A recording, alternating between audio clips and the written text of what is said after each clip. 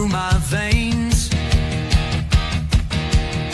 On the pitch where the glory remains, the cockerel stands brave on the crest. North London pride, this ain't no jest. From lane to the new shining ground, echo chants where the legends are found. Heroes carved in the heart of time, we march on through grit and grime. Oh Tottenham, Tottenham till I die. Raise the banner, let it fly. Through the rain, through the fire, this is my club, my only desire.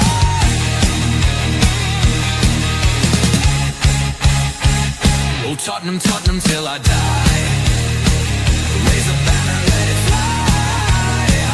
Through the rain, through the fire, this is my club, my only desire. Echoes of King and Greaves in the air. Every goal, the sound declares. Heartbeats pound like a drummer's song, marching forward, fierce and strong. We're the ones who rise in the clash. Numbers running in a white shirt dash. History burns in the roaring crowd. Every game we scream it loud. I'm Tottenham, Tottenham till I die. Raise the banner, let it fly. Through the rain, through the fire, this is my club, my only desire.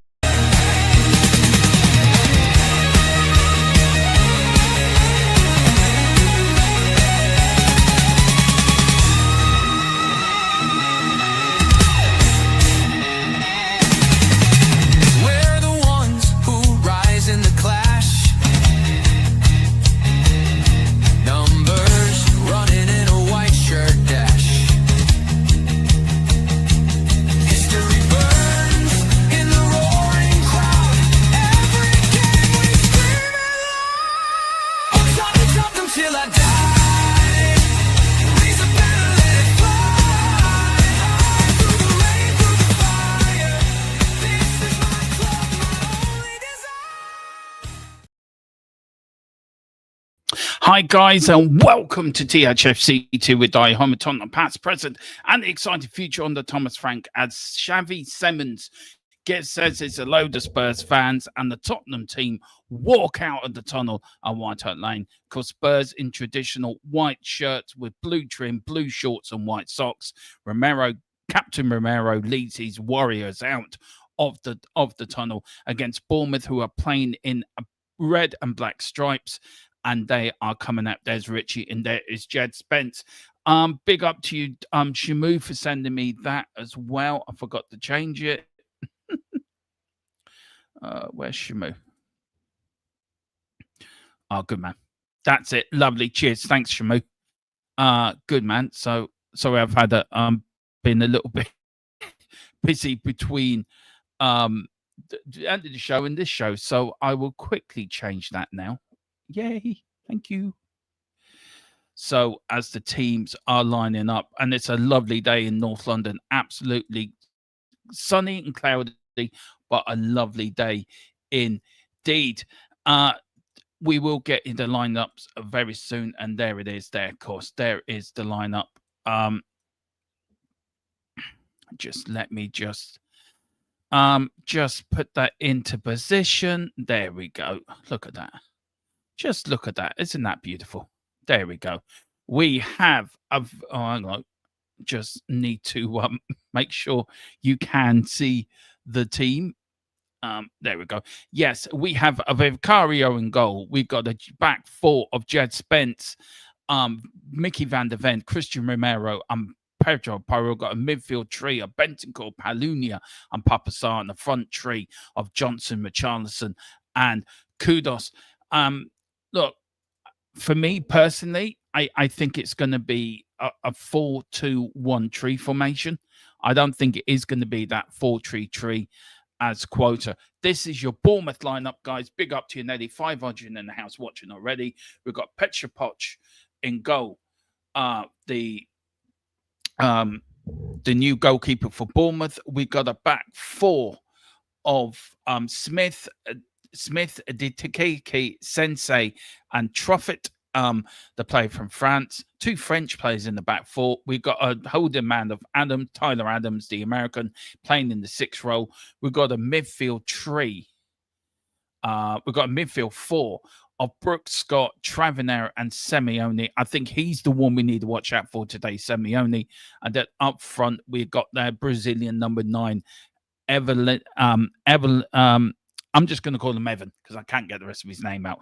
But yeah, Evan up front, Everson. And then on the substitutes, we've got Dennis, Christie, Dork, Audi, Calvert, Sola, Favor, Coop, and Hill. And as the teams there start getting ready, the captains are doing their bits. And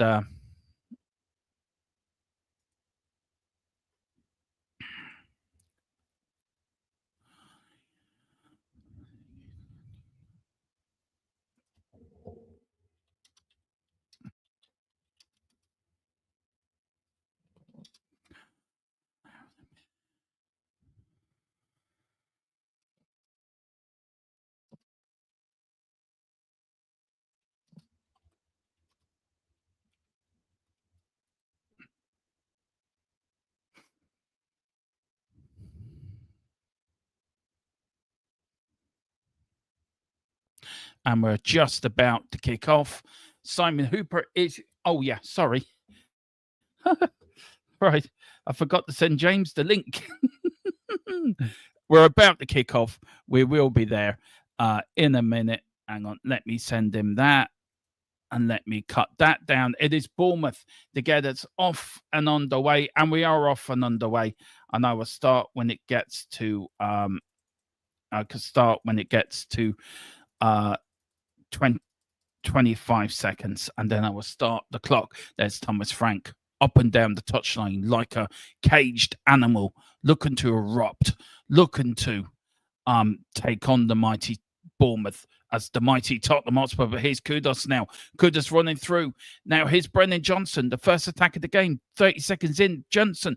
Here's Papasar. Papasar goes in. Oh, the keeper spilled it. It goes down to 6-yard area. Nobody there to put it in. Tottenham making a fast start here at the Tottenham Hotspur Stadium. The keeper spilled it into the 6-yard area. There was no player there to pick it up. And Richarlison was there. Oh, so close. So very close. But here's Mickey van der Ven. Chips it long up to the field to Richie. Richie chests it down. Here's Brendan Johnson. Bournemouth now get a bit of the ball. Sorry, I'll be there in a minute. And Bournemouth now hacked away from Mickey van der Ven. Mickey van der Ven to Papasar. Papasar, and it is a free kick to Spurs. And what a great time to welcome him in, my co-host, the man that knows everything about tactics. Hang on, let me get it right. The man that knows everything about tactics. He is the tactics guru of the channel. It is James. James, how are you, bud? Tottenham nearly took the lead there. If Charleston was a bit near. Yeah, just literally jumped on and just seen it. Which just got back. Yeah, I'm good. I'm well. How are you? I'm fine. Yeah, a little bit sad. My youngest lad's grandfather passed away this afternoon. So No. Yeah. My apologies and my deepest sympathies for you, Dermo. No, it's my partner's ex-partner, his side of the family. Do you know what I mean? But yeah, he was 90, I think 93 he was. Wow. So it's a fair age. So good so good in it. Yeah. What do you think to the lineup, James? I said it was like a 4-2-3-1. Are you going with that as well, or are you going for something different? Yeah, it certainly looks like it is sort of a 4-2-3-1, very similar to how we set up against Manchester City. With the two wing backs, the two wide men, probably going to be doing the overlaps and sort of a lot of the creativity coming down the wings. Mm. Yeah. Um, Jed Spence. Sorry.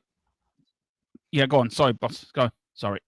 it's all right. I was just your best mates started again. I see. Yeah. Probably the last game he's going to start because hopefully we'll get a left winger in who can actually play on left wing, and he'll be demoted to bench or reserves where it belongs. Yeah. I know I'm going to get slated for it, but No, it is I what think it it's a is. fair point. As I was saying yesterday, Simon Hooper's talking to Travner and he's giving him a good lecture as well. Look, Brendan Johnson's not everyone's cup of tea. Look,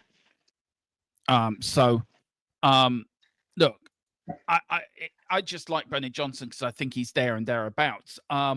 With Simmons coming in, where will you play Simmons? Do you play him in the middle? Do you play him on the left? If you don't get a left winger, but his Bournemouth, his Simeone, he's been pushed out right. Tottenham are doubling up. There's Porro now. His Travner now for Bournemouth. Bournemouth going back a little bit now, putting their first attack of the game. But here's Everton. He shoots.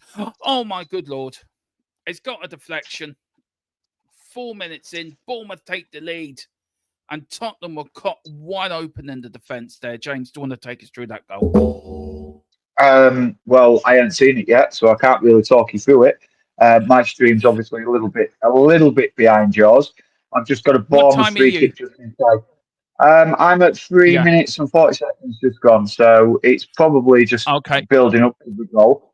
So it's a long ball over the top. Goes back out wide. Here comes the ball into the edge of the 18. Playing back a bit. Oh, yeah, straight through the middle. And, that is a wicked deflection to take it over the top of Vicario there. Ivan Nielsen showing he's deadly in front of goal. Let us know when you get to 4 minute 30. I've paused at my end so we can catch up. Right, coming up, that's 25, 26, 27, 28, 29, 30. There we go. Yeah. Was Porro, is that offside, do you think? No, he's not offside there. He's well on. I think it's Jed Spence playing him on. He wasn't far enough out, wasn't Spence. When you look at the first angle, it's hard to tell from the other angles that they're showing. Deflection. Yeah. Off Romero, I think wicked deflection. Tottenham's first goal conceded by Tottenham in this season. But Spurs go on attack, goes all the way back to the goalkeeper. Now, this is going to be interesting. Spurs behind, see how they cope with it now and see do they cope with it well and how they come back. But Bournemouth seem to be better at the moment than keeping the ball than Tottenham. They are playing with a bit of confidence. Yeah, I mean, Bournemouth, we've had difficult games against Bournemouth in the past. It's not an easy game. Isn't Bournemouth, and that's a great tackle. That is an absolutely fantastic tackle. That well done from Palunia, and it got a deflection off the Bournemouth paint and goes out for a goal kick.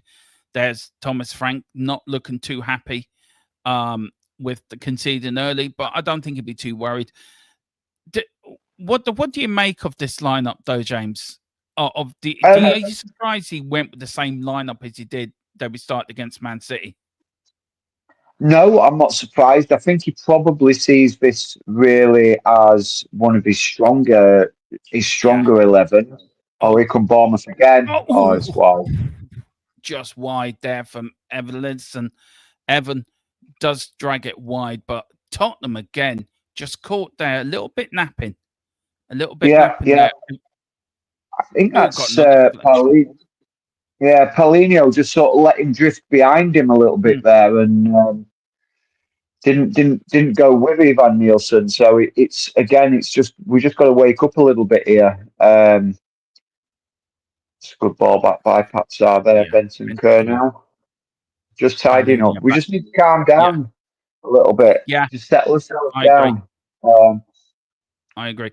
It's Jed Spence now. Jed Spence goes all the way back to Mickey van der Ven. Mickey van der Ven goes all the way back to Vicario. Vicario with the ball. Touches it once, touches it twice. Looking for options. Doesn't. He finds now Van der Ven now to Palunia. Palunia checks, goes back to Vicario. Vicario on the edge of his area. Now finds Romero. Romero going forward. Finding now Porro. Porro, lovely ball, looking for Richarlison, and nobody was in that sort of area. Bournemouth get it away. Bournemouth, good tackle. That was from Porro there. It come off Bournemouth player. It is a Tottenham throw-in. But you are right, James, that they do have to calm down a little bit. They have to be a little bit more, okay, these happen. It's how they respond, isn't it? This is what we want to see. How they're going to respond when going 1-0 down. Yeah, and it's a free kick to Bournemouth for a foul throw, or a throw into Bournemouth for a foul throw by Porro. He threw it. He didn't throw in properly. The graphic that's just popping up on my stream now, the win percentage, just because Bournemouth have taken the lead, is just ridiculous. To be honest, I still think we're going to win this. I don't think we're going to lose, but I think we're going to be too good for Bournemouth. Here's Papa Sarr now. Papa Sarr to Brennan Johnson. He puts on the afterburners, but look at Jed Spence doing the overlap. He does. And Brennan Johnson, what a woeful pass was from Brennan Johnson. But that's, with Jed Spence being picked for the England squad, James, that's why he's being picked. It's that sort of pass, isn't it? Yeah, and that is where I think not Jed Spence. I think Brennan Johnson's lets himself down a lot. Sometimes he tries to be a little bit too cute with it, and he doesn't always look for the easy pass. And just lay it off to Spence. There, let Spence whip it in. Do you know what I mean? Just let Spence I agree. have a bit more space and just let Spence lob it into the box, see what happens. That is where the danger is. When the ball's in the box, that's where it's dangerous. And again, it's good harrowing, and that's miles. No, I totally agree with you. Yeah, it is. I mean, Ivan Nielsen's doing. Ivan Nielsen is doing. Sorry, Ivan Nielsen. What I'm just saying, Dermo. Ivan Nielsen's doing what Erling Haaland didn't do when it's thinking. He's staying really far forward, so he's basically forcing Van der Ven and Romero to sit back a little bit, which kind of puts a little bit of pressure on them to know where he's going to be sitting. But if they push up, he's going to have to come back. Otherwise, every day of the week he's going to be offside. Yeah. No, you're right. He is. Here it's now Bournemouth again. Now Simeone on the ball now, driving forward. Bournemouth looking to break Tottenham. Crossfield ball from centre to the left-hand side. Bournemouth now. Ooh. Lovely ball. And again, Simeone caught Tottenham there napping. And the two players, he went through two defenders, and that's a waste. He should have scored really from there, to be fair. Yeah, he really should have done. He should have done better with that. That was a beautiful ball with the outside of his foot. Absolutely amazing ball with the outside of the foot, and yet he just didn't get over it enough. We could have been 3-0 down already if Bournemouth took their chances. Yeah. But look, let's not panic. Let's not panic. It's a long way to go. It's only 11 minutes in the game. We can get back into this. Where's Simon Hooper? We'll see. Yellow card for I think it's Simeone. I think it was. Yeah, yellow card for dissent. Yeah. Was he in charge of the Newcastle game on Monday, Simon Hooper? I think he was. He was dreadful then as well. Yeah. Oh, Richie, you need to be doing better there. Oh, for fuck's sake, Richie. Bournemouth get the ball back again. Lovely interchange of football. Lovely little 1-2s. And Tottenham just Oh, cannot cope with Bournemouth at the moment. They're tearing us apart. But here's Brennan Johnson. Brennan Johnson to Richie. Oh, and the defender just got in front of him. Kicks it long up the field from the goalkeeper, Jed Spence. Is going to let that go out. But Tottenham nearly in there. But Richie just not quick enough. That's 2 chances now. He's not got into the right position. With the window closing on Monday, James, is it vital that yeah. Tottenham also should look for a striker? Yes, 100%. We need somebody. I mean, look, Big Dom Solanke will be coming back from injury sometime soon, but it's going to be getting him match fit, match sharp. That's a Spurs throwing. That is a Spurs throwing. Oh my days! How have they given that? I don't know. Oh, Bournemouth now. Here's now Travener. Travener all trying to get it out. Good kick out that was from Porro. There's Richie again. Not in the right place. Not really in the position where you expect him to be. Yeah, sitting too deep. He's sitting too deep. Yeah. Tottenham losing. It's Bournemouth again on the ball. Bournemouth have played very well for the first 30 minutes, James. You can't take it away from them. They've been a better side. But yeah, I mean, Spurs are getting the foot on the ball, but when they do, Bournemouth are really harrying, really pressing. It's they're not giving Tottenham any kind of space. Oh, and again, that is wasteful, absolutely wasteful from Jed Spence. I mean, Brennan Johnson running around like an headless chicken, trying to harry people down, but they just play through the lines. Thomas Frank going absolutely. Oh no, that was actually Iraola going a little bit crazy down there on the touchline, and that is a yellow card, I think, for Romero. It is. Romero's picked his first booking up of the season. Or his second. Yeah, as I used to say, he's been. It was Mickey van der Ven that went in the back of him. So why's Romero been booked then? I think it might have been for the second challenge. I get you. Big up to Max Power. He says, "Rest in peace, Paddy." I don't know what that means, but very sorry for your loss. Shamu says, "Yeah, thanks, Shamu. This lineup." And then GJ Samuel, good afternoon, chaps. Big up to you, DJ. Hope you're doing well. And big up to 2010 of you that are watching, mostly on X. So good afternoon, X World. Well, the most of our people like watching watch-alongs on X. So big up to you. Yeah. Come over to YouTube, hit the like and subscribe on the channel. Do us a favor. Here's Mickey. Mickey putting on the afterburners all the way back to Vicario. Vicario, of course, all in blue. A very smart bit of kit as well. Here's Mickey now. Mickey to Vicario. Tottenham looking to start from the back. Romero running, trying to give him a bit of options. There's the triangles that Thomas Frank likes to do. Here's Jed Spence now. Jed Spence, Tottenham trying to keep the ball, get a bit of confidence on it, try to gain a little bit of the foothold in the game because Bournemouth have been rampant for the first 15 minutes of the game. Oh, yeah. Shit. Yeah, I picked the wrong scoreboard. Sorry. I was being so optimistic there. Yeah, I was just looking there. I was being really optimistic there. Yeah, the Bournemouth press there on the Spurs back line was really good again. I can't take it away from Bournemouth.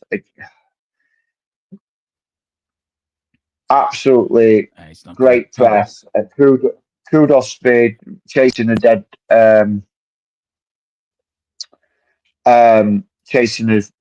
horse there, really.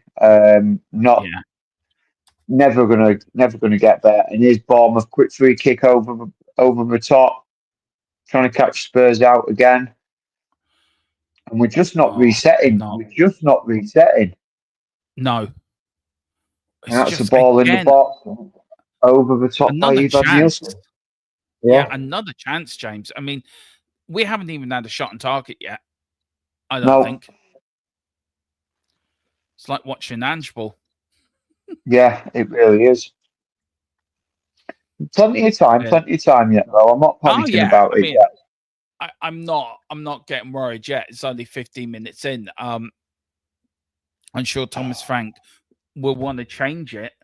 Vicario, they're trying to play out from the back again, and they're not really playing this sort of the way they were playing against Man City. They seem to be a little bit off the ball a little bit, so I don't know why. Here's Kudos. Kudos running up the Bournemouth defence. Checks back to Porro. Porro to Paulinho. Paulinho moving it into the centre. Here's Benton Kerr. Again, the press from Bournemouth absolutely second to none, forcing Tottenham back. Oh, Brennan Johnson gets away with a cute little flick, but there's nobody there supporting Benton Kerr. Johnson's not going to. Johnson's not moving with him, and he's just basically stood flat-footed. He's Brennan Johnson. Benton Kerr tries to find him, and it goes out for a Bournemouth throw deep in their half. I agree, James. I mean, Johnson there. I mean, Keith, big up to Keeler as well. Big up to you, sir. And Keith B says Johnson is the weak link of this team. We do need a left winger. I know there's a rumor going around that Savinia's agent said he had to put a transfer request in. Do you think he will do that, James? Do you think, because it's drastic here. Is Paulinho? We'll get to that in a minute. Paulinho to Bentancur, back to Romero in the centre circle, puts his football, trying to find his Kudos now. Kudos checks, goes back. Is he going to go left? Is he going to go right? He's got options in either, but he goes now to the right-hand side. The overlap, that is from Porro. Porro now. Here's Porro on the ball. Lovely little ball. Lovely bit of football from Spurs here. Keeping the ball nice. Bentancur with a little chip. Here's Paulinho. And again, Tottenham Hotspur lose it in the Bournemouth area. And Bournemouth now get it away. Good tackling from Paulinho. Spurs get it back. And the referee gives the free kick. Simon Hooper, please give it a rest. Just very quickly on Savinia. We know transfers are happening all the time. There's 3 days left, James. I'm sure the club are busy working behind the scenes. Even during the game match day, they'd be busy trying to get deals in. Savinho, if you were percentage at 1 out of 10, what would you give it to get him in? I'd give it a 3. Yeah. Because Manchester City's stance has not changed on that player. No. They do not. Paulinho's just taking a little bit of a knock there, and it's a free kick in a pretty dangerous area there. To Bournemouth. Yeah, Savino's asking why it hasn't been Scott. It is Scott that's going to, let's have a look at it. Didn't really touch him. He just sort of went. Yeah, he stuck out that leg though, didn't he? And the ball was gone. He stuck out his leg, and Adam Scott knew what he was doing. Just went over the leg. Caught Paulinho on the knee as he went over the leg, and free kick to Bournemouth in a pretty dangerous area. Yeah, as I was saying very quickly, Dermo, just while Bournemouth gets set for this free kick, is although his agent is saying that he needs to hand in a transfer request, the club are under no obligation to. Good save, Vicario. Diving low to his right. Good save. It's gone out for a corner kick. Porro put it out. Good save from Vicario there. Yeah, the club are under no obligation to accept the transfer request. They can just decline it. They can say, "Well, you can put in your request, but we are declining it." It is just that, a request. So Man City's stance hasn't changed. I don't think it's going to change. I think we need to be looking elsewhere. I do know we need another English player or somebody who is homegrown for squad registration with regards to the Champions League squad. I'm sorry, just looking at the stats there. I was just going to say, attempts 5 for Bournemouth, 1 for Bournemouth on target. We haven't even had a shot on or off target. The corner kick, not much came of it, went over the top of the bar. Vicario was shouting again, but here's Bournemouth now on the attack. Oh, they're leaving it. Jed Spence kicks it out. Tottenham looking unnervy. Don't look comfortable on the ball at all. Absolutely not playing well. 20 minutes in, Bournemouth have been the far better side. And they're gaining confidence as well. Yeah. Keith says we look disorganised in this first half. I think that's a fair assumption. We do look a little bit not right. Like, Yeah, he's trying something seems a different. little bit wrong. Hmm. I don't know exactly what's going off. I don't know if the communication's not there at the moment. But it just doesn't seem to be working at the moment. Yeah. And, you know, it's the same midfield as last week. And last week they were incredible. Yeah. This week they're absolutely dreadful. But anyway, he's They're just Kudos not now. getting. Kudos chests I it don't on know. there. Free kick. I don't know whether or not it's because Richie is dropping too deep. So the midfield, when they're getting the ball, Richie's so deep, they haven't really gotten out. So then they're waiting for the wide players to push up. But the Bournemouth players, I mean, again, there's Bournemouth triggering the press. Press. Spurs go back to Vicario, and it'll probably be launched long. Yeah. And there's Richie, look, on the halfway line. That's not a free kick. Being Richie fouled. was leaning That's in. a free kick. Oh, Simon Hooper's the worst referee in the world. But here's Jed Spence, header down, good header, good run back that was from Brendan Johnson, gets fouled, the ball goes out. Referee's doing hand signals like he was organising for the YMCA, going for the village people, but he doesn't get the gig. Here's Jed Spence now, goes out for Spurs now. Tottenham have to get going, have to get cooking. We've got Smith down there. You did see Thomas Frank yelling from the touchline. What do you think? Yeah. Why we got this bit of injury break, James? What do you think tactically he'd be asking the players to change? Tighten up, play the simple ball. He probably wants to tell Richie to stay up a little bit. He needs to, because as Richie drops deep, we don't have an out. Because Richie. Sorry, man. So we're lagging a little bit. Sorry, I'm COVID talking you. I apologize. I was just saying very quickly, there was a bit of an argument between Porro and Vicario as they're going over for the drink. So do you think they could be down that side to having the problems, though? I think it's all over the pitch at the moment. They just seem a little bit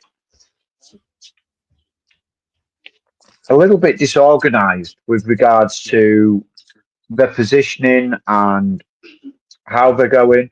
I mean, I think Spurs will end up winning this 2-1. To be honest. Yeah. Oh, Smith's going off. Must be something quite serious because Smith's going off.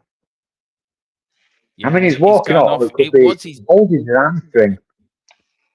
Yeah, it looks like it, doesn't it? It's Calvert that's come on now. So he will go with. No, it's Hill. Hill's come on for Bournemouth. So this is where Spurs need to try and.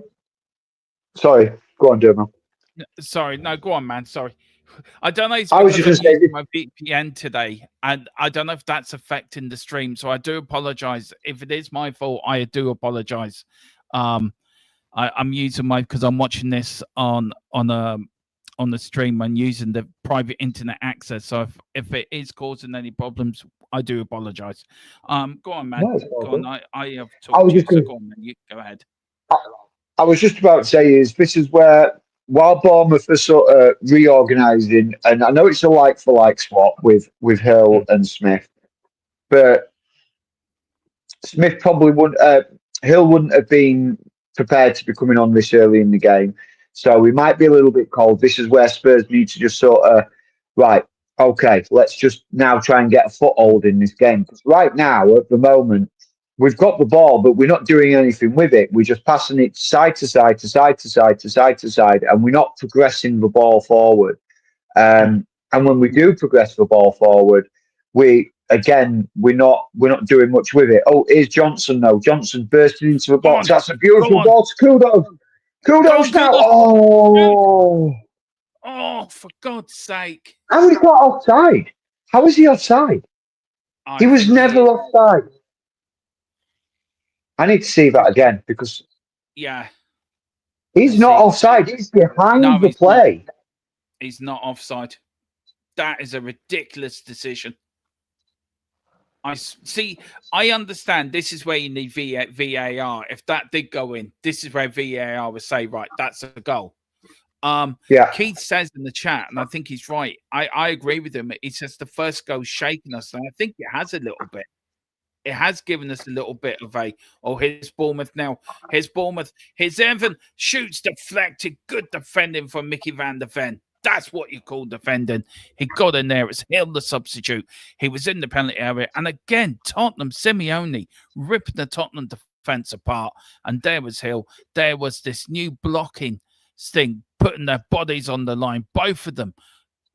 Jed Spence and Mickey van doing their jobs. Good defending. And it was Travener that got the shot in. Big up to him. 2 corners to 0. Here's a corner to Bournemouth now. Jed Spence is there organising. Everyone back apart from Richie. Richie's even in there. And here's Kudos now. Kudos trying to chase after ball. Goes all the way back to the keeper. Just a little bit of news I'm getting. Nicholas Jackson is set to join Bayern Munich. Chelsea received a significant lump sum up front. So Nicholas Jackson, who I think is the worst striker ever to play in the Premier League, is now going to Bayern Munich. I don't know why. It's a bit like Eric Dyer going to Bayern Munich. How the hell did he pull that off? I could probably think of a worse striker than Nicholas Jackson. And he played for us. We've had a lot of bad strikers, James. You've been here all night. Yeah, we are. I mean, there's just 2 off the top of my head. There is Robbie Soldado, woeful as a striker. Yeah. And Sergei Rebrov, woeful as a striker. Keely thinks that Jackson's better than Richie. Well, I would disagree with that, actually, to be fair. Yeah. He's probably more consistent than Richie. He's consistently poor, but he's consistent. I think a lot of players are better than Richie, bless him. Yeah. I don't think Porro's having a good game, by the way. I think Porro, Johnson, and Richie are not having great first halves. They're having poor first halves, to be fair. If I was rating the team, everyone, I think, apart from Mickey van der Ven, I thought has been the other one a bit solid. I think everyone gets a 5 for me. I don't know if you would agree with that, James, but I think everyone, apart from van der Ven, gets a 5 for me. The referee's trying to make it all about him, but it is a throw-in to Bournemouth, a long one. Longs it, throws it in. Tottenham, and there's Vicario. Well caught, trying to get the attack started. Looks very smart in his blue goalkeeping kit. I like that. I might get that Tottenham. Yeah. I do. Kudo trying to bring it down, but miscontrols it. Yeah. Get it on the deck, boys. Get it on the deck. That's what. But here's Bentancur now. Kudos now. Tottenham now. That is a free kick. Oh, come on, referee. You are being a bald-headed dick. Seriously. No disrespect to anyone that's bald. Tottenham are being torn to shreds here. They rarely are. Oh, just no composure. No. And that's the thing. We seem very, very uncomposed. Yeah. I do think the gentleman in the comments, I can't remember what you said his name was, and I can't see the comments at the moment. Yeah, but he said that the goal has shaken us, and I think he's right. I think it's rocked us, and we seem a little bit like shit. What do we do? There's no plan B. It's a bit like Ange. There's no plan B. Do you know what I mean? Yeah, There's yeah, no. I mean, Johnson's been absolutely woeful down the left side. He's not a winger. I agree with people when they say he's not a winger. He's more of a probably second striker or somebody that's going to sit in the 6-yard box. That type of striker. yeah, I think if yeah. you got him doing that, I think there's his position. But defensively we're fine. Oh Midfield's my been God, that is shocking. That is shocking. Rich is falling over, and Brennan Johnson picks up the ball and runs straight into a downed Richarlison, and Bournemouth pick up the pieces. It's shocking. we need to spend money in the next 3 days. We rarely do. I mean, if I'm Xavi Simons looking at this, I'm like thinking, Jesus Christ, what have I come into? He got a good reception when they came out, actually, before the game, to be fair to him. He rarely did. Yeah. But here's Romero. Romero lets it go. Palhinha lets it go to Bentancur. Bentancur now. Here is Vicario. Vicario now to Mickey van der Ven, just inside or outside the penalty area. Goes back to Vicario. Vicario. Palhinha. Just playing touch ball at the moment. Bournemouth are pressing. So there's 3 Tottenham defenders to 4 Bournemouth attackers. There's Richie. Yeah. Oh, for Jesus, Mary and Joseph and the wee donkey. Can you please do better than make an effort and head the ball, you fucking stupid idiot? Seriously. Anyway, no, not yet. Oh, it's a free kick anyway. I'm not Frank out yet, Tequila. Johnson's not much. Is not much of much. Got a good movement. That's all. That's what I'm saying. He's a 6-yard box strike player. And I think, and look, people slag him off. I've seen other people on other channels rarely slag him off. And say he's not this, but they're all calling him a genius when he scores. And I think we're quite consistent on this channel that we will call players out, but we're quite balanced in our opinions on the players. Do you know what I mean? I think the 3 of us are. It's gone out for a Tottenham throw-in, but it's Truffert there. Bournemouth have been a far better side, James, the whole of the first half.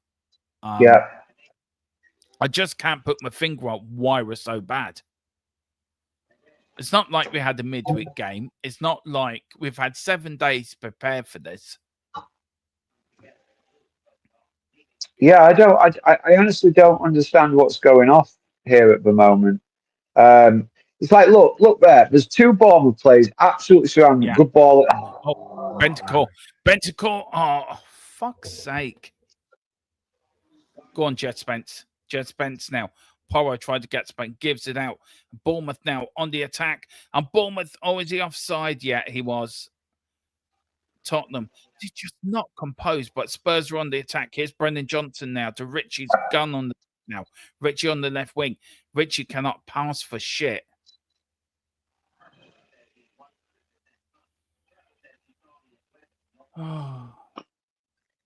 It's just poor. It's just poor. Dreadful. Apparently you're looking like there's Everton is down clutching his hamstring as well. So are Bournemouth about to lose the second player? Apparently you got the Steven Seagal look. Tequila's telling me. See? No, but Jack Grealish look. Oh no, I still think you're the spit of Jack Grealish. I just, as I said, you played very well against Leeds, and you made a good home debut, James. I have to say. Thank you. I worked hard. Yeah, and there's Thomas Frank having to go at the 4th official, laughing and joking. He does not look happy. No, I think the players can expect a little bit of the old air dryer treatment at half time if this doesn't improve. I think so. It's like I said it earlier. It's side to side and backwards, backwards, and Bournemouth are just pressing and harrying. Oh, that's good. That's good strength by Jed Spence. Here picks it up. Good ball. Spence. Oh, go on. Oh, there's nobody there. No. I mean, where was that? Richarlison is nowhere near that. He should be the one surging in and being there, and he's not there. He's too No, again. I've said it time and time again. He is too deep. He's sitting too deep. Oh, that's never a free kick. That's never a free no, kick.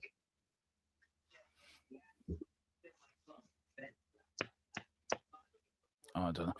James, listen, I have to pop off for 10 minutes. I've got something to do very quickly. It's just come up. So can I Yeah, leave you with the watch along? I'm going to leave the yeah, quick. scoreboard and everything up.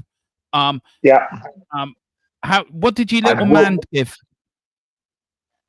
Oh, he said 3-1 Tottenham. Oh, there you go then.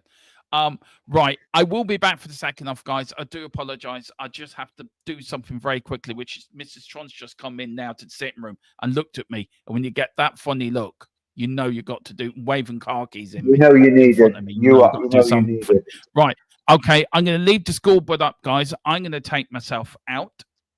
Where is capture 3? There you go. I disappeared, but everything's still up. Yeah. But I will be back in a moment. Okay, back in 10. That was okay. So it's Spurs now on the ball on the halfway line again. A good challenge by Bournemouth, out for a throw-in just past the halfway line, just inside the Bournemouth half. It is 38 minutes gone, still 1-0 Bournemouth at the moment, and it's just all Bournemouth at the moment. They're hitting Spurs, they're pressing Spurs, and Spurs don't seem to have a response to it. They're crowding out the players when the Spurs players get on the ball. They are pressing together.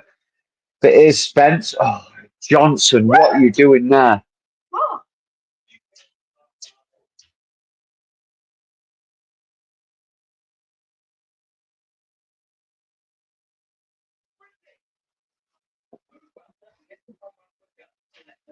Spurs now on the ball at the edge of their own 18-yard box.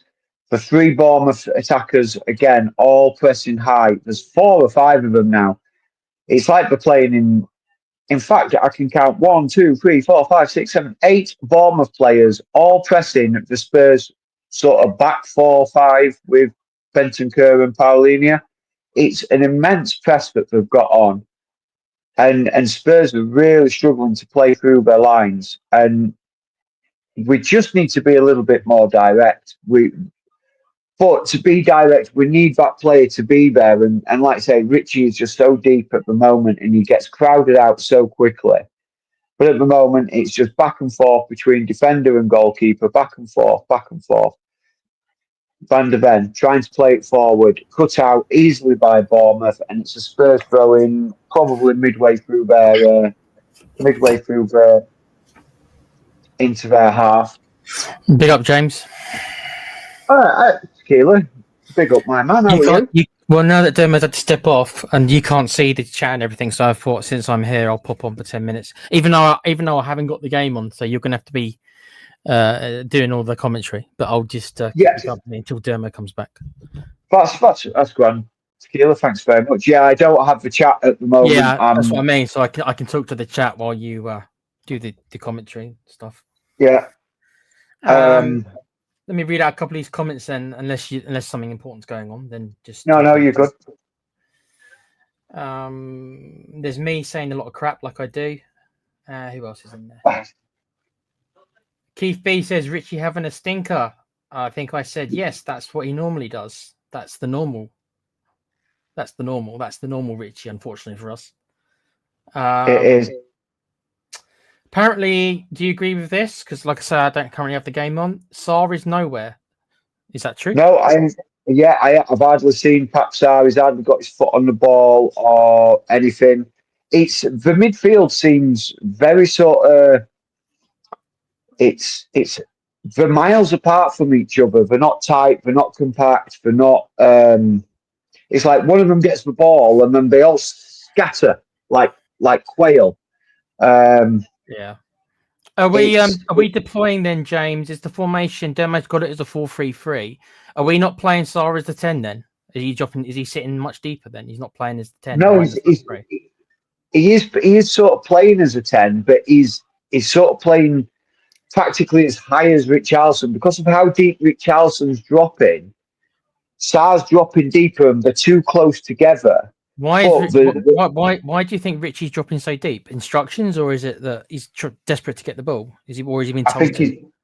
I think he's just desperate to try and influence the game and get his foot on the ball. And again, another silly challenge here by Brennan Johnson, giving Bournemouth a free kick and easing their own pressures. It's like he's coming deeper to pick the ball up. But when Rich is so deep, he's then having to try and hold the ball up to wait for a player to come in. Here comes Bournemouth on the counter-attack. Out wide, ball comes into the middle. It's just wide of the post. Ivan Nielsen rising highest, gets his head on the ball, and it's just wide of the far post. Again, beautiful play by Bournemouth. But yeah, I don't exactly know what's happening between Sarr and Richie at the moment. It's like either miscommunication, not communicating, not understanding where each of us are. Was it James? Was it you or Dermo who said about Xavi Simons about thinking that what have I let myself in for? I think actually it might be the other way. He probably looks at this and is thinking to himself, "That's why they've bought me." It could be because none of the midfield three really are what I call attacking midfielders. I know he's trying to play Sarr there, but I don't think that's his natural role. So no, he's not. I would usually, if it was me, and I am only going from my Football Manager experience of how I play Sarr. I play more central as a supporting role, so he sort of pushes up but not too high up because he's better at the defensive work and covering a lot of lateral space. You've got him as an 8. Then you've got him more of a box to box. Then yes, yeah, okay. yeah. For playing more as a number as a 10, he's just not. To me, he's not a number 10. He's got a decent finish on him, but I don't think he's got personally the technique or the skills probably to pull that role off. Personally, yeah, he hasn't got the vision for it. No, I don't think. Of the passing ability. For Paulinho sliding in there with a meaty challenge, but it again just seems to be falling to a Bournemouth player every time. Every second ball, the Bournemouth player. We're 10 minutes from half time, assuming the score stays the same. What would your halftime talk be, and would you make any subs? What would you be thinking about? Anything off the bench? I would probably look at maybe taking Sarr off, bringing Bergvall on, right, and playing more of a sort of a rigid back three, a sort of rigid centre three, where the more centralised but together rather than playing as I know we like to play we like to have a 10.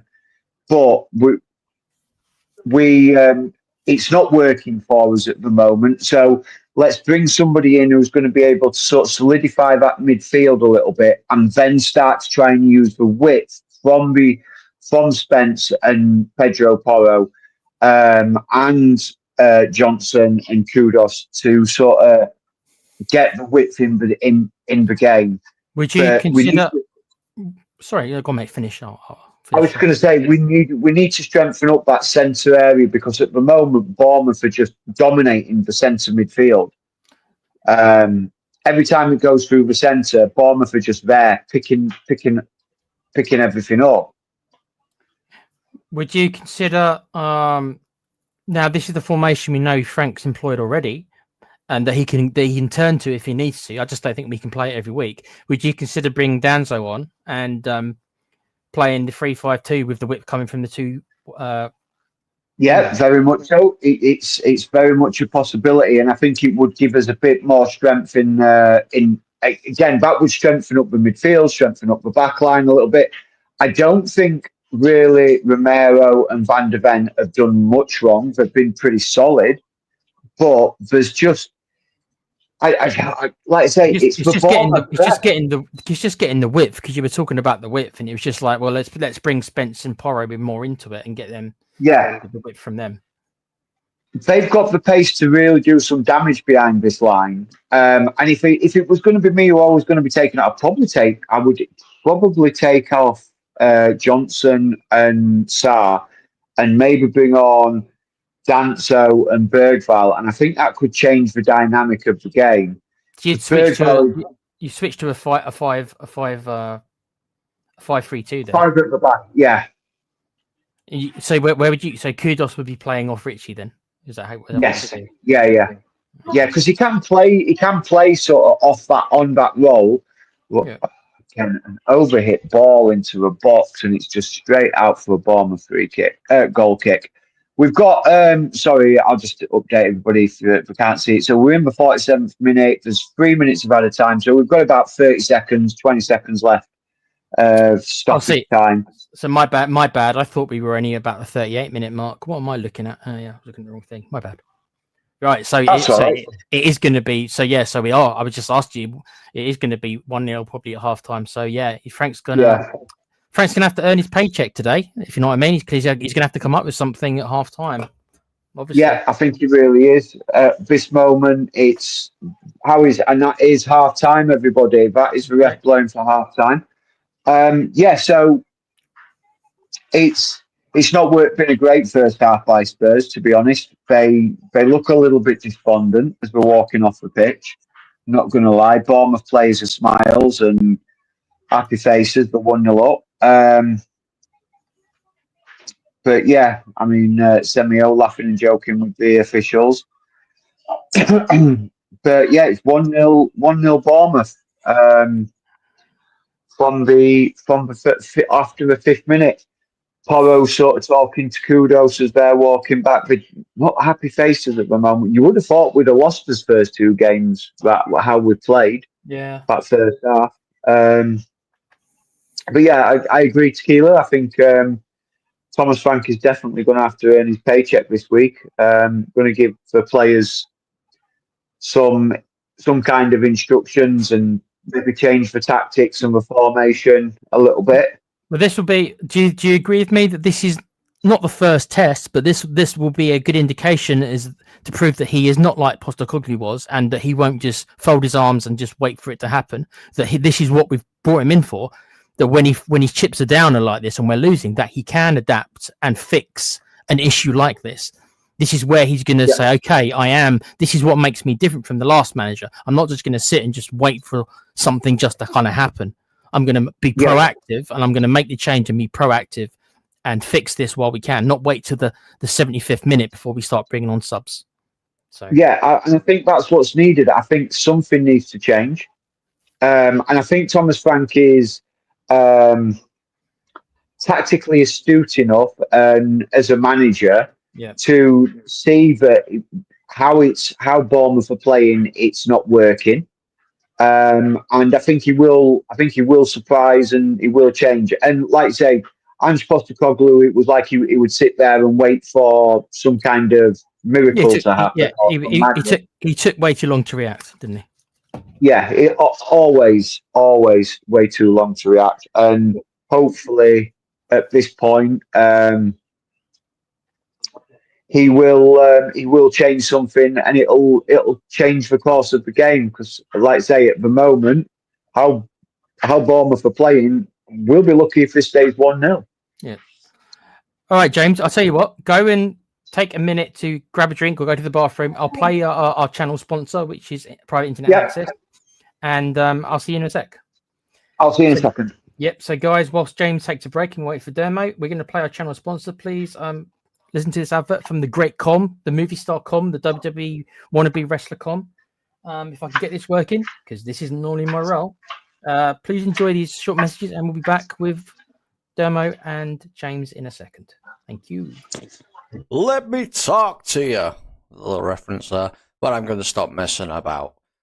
I'm going to talk to you about Private Internet Access, the best VPN in the land. Now, when you're online, you may not realize, but all of your data is there for the taking by anybody. With a VPN such as private internet access, your data is safe and secure, streamlined, and nobody else can get hold of it. That's why I use one anyway. VPN's very easy to use, private internet access. All you gotta do is log on your phone, select where you want to be. So I want to be in America, and I click go, and there we are. You can also link up your devices to it from your phone if that is easier for you. It's available on a lot of platforms as well, as you can see, and you can use it for a very, very big range of things. So that's even better as well. You can use it, like I said, on all your devices, smartphone, tablets, gaming consoles, and stick it on your modem, and it's unlimited devices. One equals all. It's available all across the world, and it works perfectly. What they do is they mask your IP address, so pesky 3 o'clock kickoffs aren't an issue anymore, and they're independently audited, so there's no logs, 30 million customers, and 4.5-star Trustpilot rated excellent review. Private internet access. Get yours now. Thank you, Com. Now, yes, that's our channel sponsor for this season, Private Internet Access. Please give them a look if you're in the market for a VPN. They are cheaper than the majority of them, and they have a lot of good reviews, and their service is pretty good. So you guys know how to use them probably by now. You can navigate the 3 p.m. great blackout we get over here in good old Blighty, and also you can use it also to watch Netflix and stuff like that, and see a different selection that some of the other countries get as well. So use it for that, and yeah, please remember to have a look, and if you like what you see, please think about getting a sub. When it comes to subs, please remember to like, subscribe to us, get your super chats in if you want to ask us a question and steer the conversation. You can do that. Also become a membership and get access to one of our chat rooms on Discord. Sorry, not Discord, my group. Sorry, my bad, not Discord. And also get exclusive access to some member shows that Dermo puts out every now and again. Thank you. James is back. I'm just going to have a look at the chat, James. You can't see these, can you? So No, I don't. It's because I've had to switch devices to for the Watchalong. Usually, I use my tablet for when we're doing shows, but I've got the Watchalong. I've got the game on my tablet, and I'm using my phone. Yeah, for StreamYard, but I can't log into my normal StreamYard, so I have to use a different one. It's fine, mate. Dermo normally does that stuff anyway. It's fine, bro. Big up to Mr. E in the chat. In order to get your messages brought up, generally our policy is if you're a member, we'll bring up your messages, but we're still going to say hello to you, but we just don't bring them up on the screen. So if you want your messages showing up on screen, you guys know what to do. Get yourself a cheap membership at 99p, and it gives you access to all stuff like that. But big up Mr. E. He's asking, what the heck is he watching? This is horrible. We are outplayed everywhere. Do you agree with that assessment? Yeah, absolutely. The press from Bournemouth has been absolutely phenomenal. It's been nothing short of... It's actually like watching how we played against Man City. It's like watching the reverse. Bournemouth are just pressing Tottenham to a point where they're allowing us to keep the ball just in front of our own 18-yard box, but their line of press is so close to us that if we try to turn and try to play out, then there's nowhere to go. And that's where I think the disconnect of defence to midfield is as well, because there's no, like, Sarr's not there, he's too far forward. Richie's then sat too deep right next to Sarr, and then the two holding midfielders, Bentancur and Paulinho, are just not there. They're too far forward, so we can't play through the Bournemouth press and before the Bournemouth lines. It's been a woeful display. It reminds me very much of last season, in certain aspects. There is hope. It's only 1-0. At 1-0, a game of football can change very quickly. Just takes a couple of seconds. Yeah. And I think it can be done, but like we said, just as half time came by, I think Thomas Frank does need to change it up a little bit. He needs to make some adjustments. because at the moment Bournemouth are all over us, and that's the simple way of putting it. That Bournemouth are all over us for dominating the the game and how they play, and they're dictating the tempo of the game. They're dictating the width of the game. They're solid in midfield, solid at defence. They're defending as an entire unit together, and we're just not getting a look in, and it's pretty disappointing, to be fair. Right. Okay, so Keith B has asked, I'd bring on Erdebet and Bergvall for Johnson and Sarr. I'll read some of these out and then you reply when you feel like it, James. Philip Brady says, clueless, short and sweet. Mr. E has said, Richie needs to be sub. Don't care with who. We're playing with 10. Well, you won't get any argument for me. I've never rated Richie, so no argument for me. Yeah. Philip says, Richie's worst performance yet, and that's saying something. Do you mean ever, Philip? Is it really that bad? Ever? Is that what you're saying, Phil? Ever? That covered a lot of ground. Yeah. Okay. Philip's also saying, we have to be better in the second half. I think that's the general consensus. He's also saying Bournemouth did the same to Liverpool. They are an excellent side. Well, don't know. I'm not sure if I call them excellent, but they're certainly no mugs. That's how I'd phrase them anyway. We're playing as a team. Yeah, there's that. Well, that's true. Yeah. Mr. E saying, I haven't seen him play this bad, even with the groin injury. He needs to come off now. Yeah, we don't have anyone there, but Johnson can go on top. Wow, so everyone's saying Richie's playing really, really rubbish. He is. He's not in the game. And I think that's why he's dropping so deep, because he's trying to get into the game. But because he's dropping so deep, he's sort of taking himself out of the game, if that makes any kind of sense. Because when he's like I said, when he's picking up the ball, and he's literally surrounded by 3 Bournemouth defenders, he's got no out. He's got nowhere to go, and we need him to stay up higher and allow the midfield to push up onto Richie, rather than Richie dropping onto the midfield. And that will then allow us to stretch the Bournemouth press a little bit and play a little bit more direct, because that's what I've not seen. Like when we played Burnley, when we played Manchester City, we were at times we were playing out from the back, and at other times we were being a lot more direct, and that's what I'm not seeing in this game. We're not being direct. Some of the directness has gone, and it's something that needs to be looked at and certainly adjusted. And like I say, I think Thomas Frank is the manager that is able to do that. Philip says here, put Johnson up front and bring on Erdebet. What do you think? No, because I think Johnson's, although Rich is not in the game, I think putting Johnson up front would be on his own would be a massive mistake. I just don't think he's got the ability to lead a line on his own. Yeah, to be fair, I would sooner put Kudos up front on his own. To be fair, he's strong, he's powerful, he has an ability to lead a line. Mr. E says Bournemouth not leaving any space in the wings either. We have to go through the centre. Wayne, pick up Wayne Bonner. First half was dog rubbish. Go to a 3-5-2. That's what we suggested earlier. Second half and overwhelm Bournemouth. They had our number in the first half, says Wayne. Yeah, I completely agree with them. Mr. E's agreeing with Philip. Mr. E's also saying you're getting Conte flashbacks.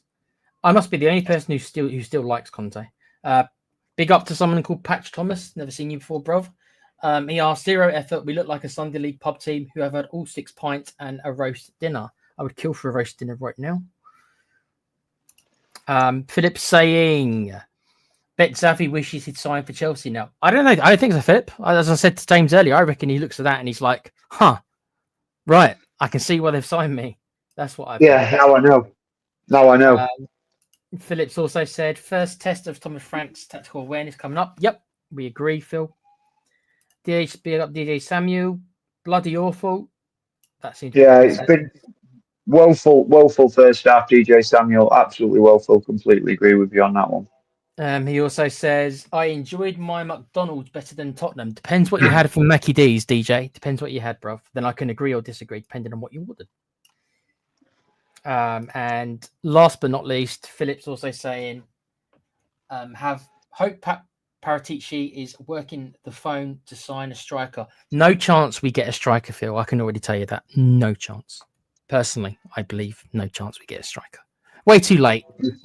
No smoke about it either, is there, James? Way too late. No, there's no sort of yes, we would like one, but let's be honest. For a sort of a world class striker who's going to bag you in at least 15 plus goals in his first season, you're going to be looking at over 100 million. Daniel Levy's never going to pay that. We all know that. And yeah, way too late in the window to even look at it. If anything, I'm going to say we're going to be looking at a winger. We're going to be looking at a left back and potentially a centre back as well. And it looks like the teams are back out now. Or is this just? Yeah. Let me just quickly finish these things and then we can get back to you. Wayne Bonner saying Johnson's playing and question marks. Apparently so, bruv.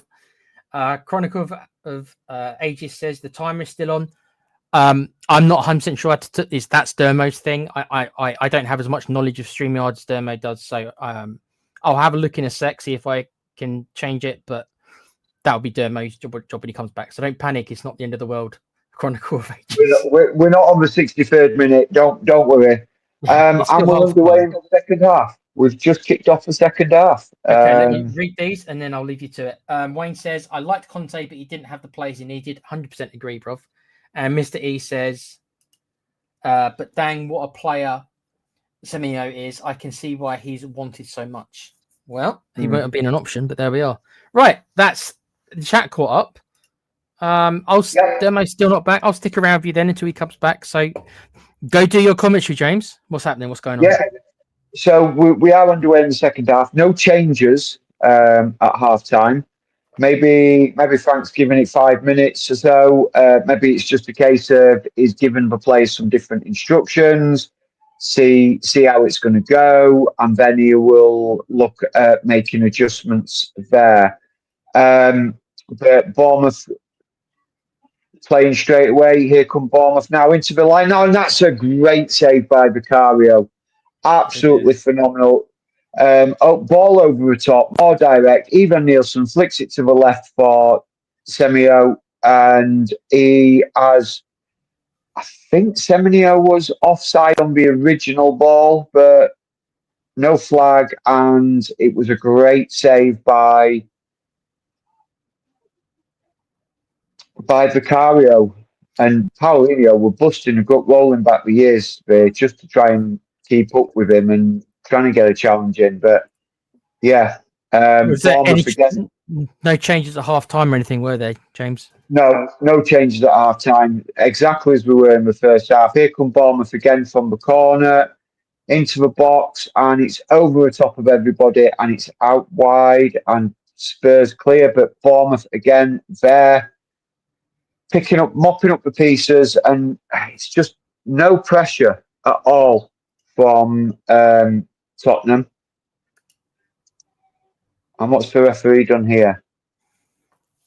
So it's just brought up the match stats from the first half. Bournemouth, attempts on target 11, attempts 11, shots on target 3, Spurs 0 and 0. So it kind of tells you the story of what's happening up top for Spurs. Nothing there.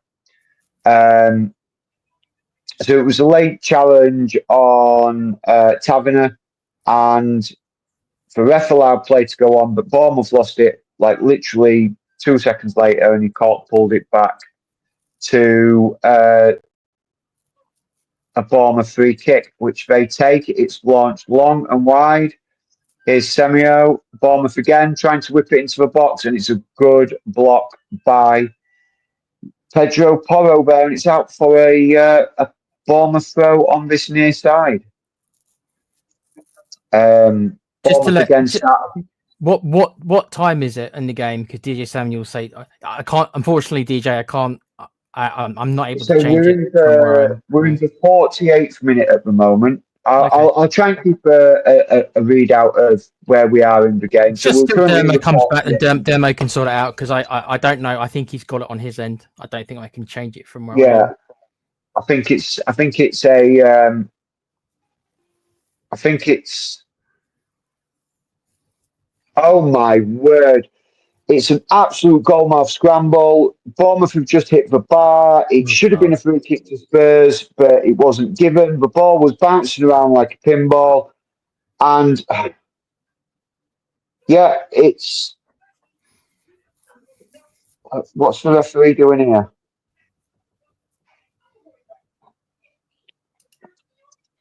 He's waving away Semenyo.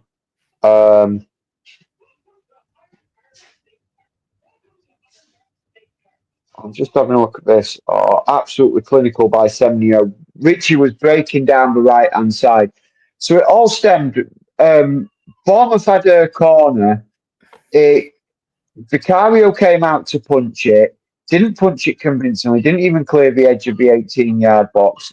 It fell to a Bournemouth player who struck it. Vicario sort of recentered himself and he got a hand to it and it bobbled out to another Bournemouth player who then tried to loft it over Vicario, hits the woodwork, and it was just like a massive goalmouth scramble, and then it was eventually cleared. But here comes Spurs now, just past it. Oh, and that is sloppy. That's just waiting, kudos, waiting for the ball to come to him. And the Bournemouth player just surges onto it, picks it up. But Spurs managed to reset and get the ball back just up the edge of their own 18-yard on the far side of the pitch. That's a long ball up to Richarlison. Rich is beaten in the air. Again, Bournemouth to it again on the second ball. Every time Bournemouth are there, they've got a man there. It's like they're playing with 13 men, I'll be honest with you. Yeah, sounds like we're still getting overrun. Yeah, it just seems to be in the middle of the park.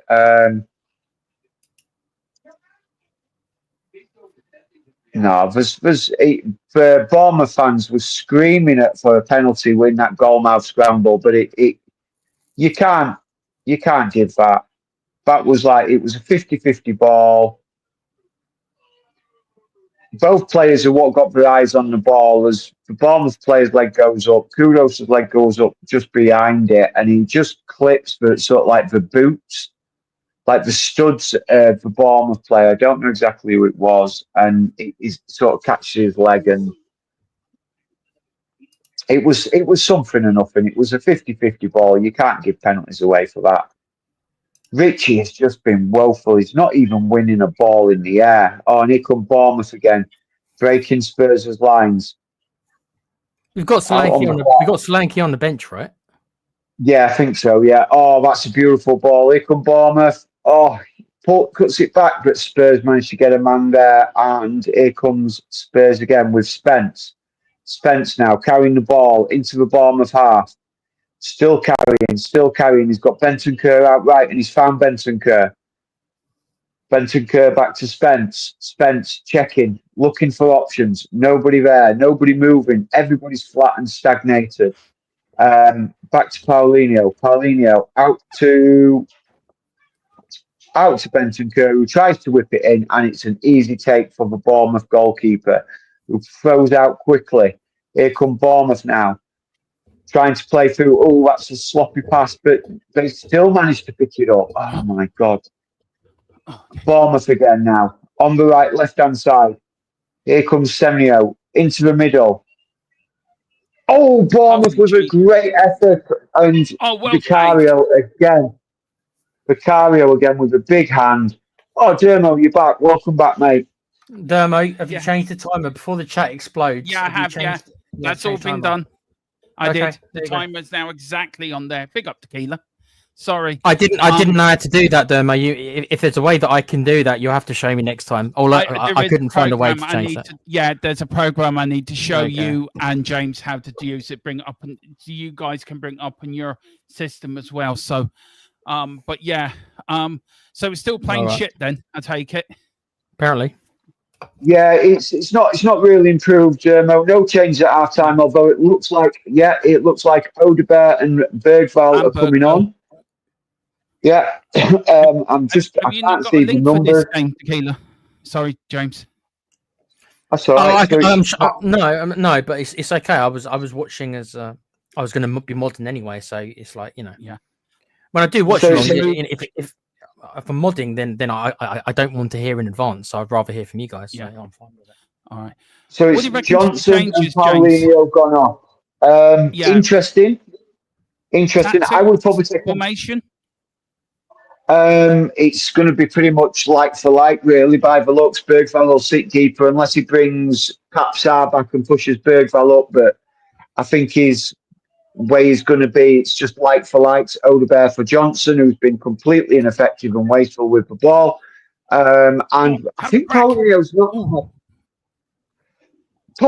not had a bad game, No. but I think he's just been outpaced, really. And I think they've brought Bergval on just to sort of enable us to get that little bit of pace into the midfield.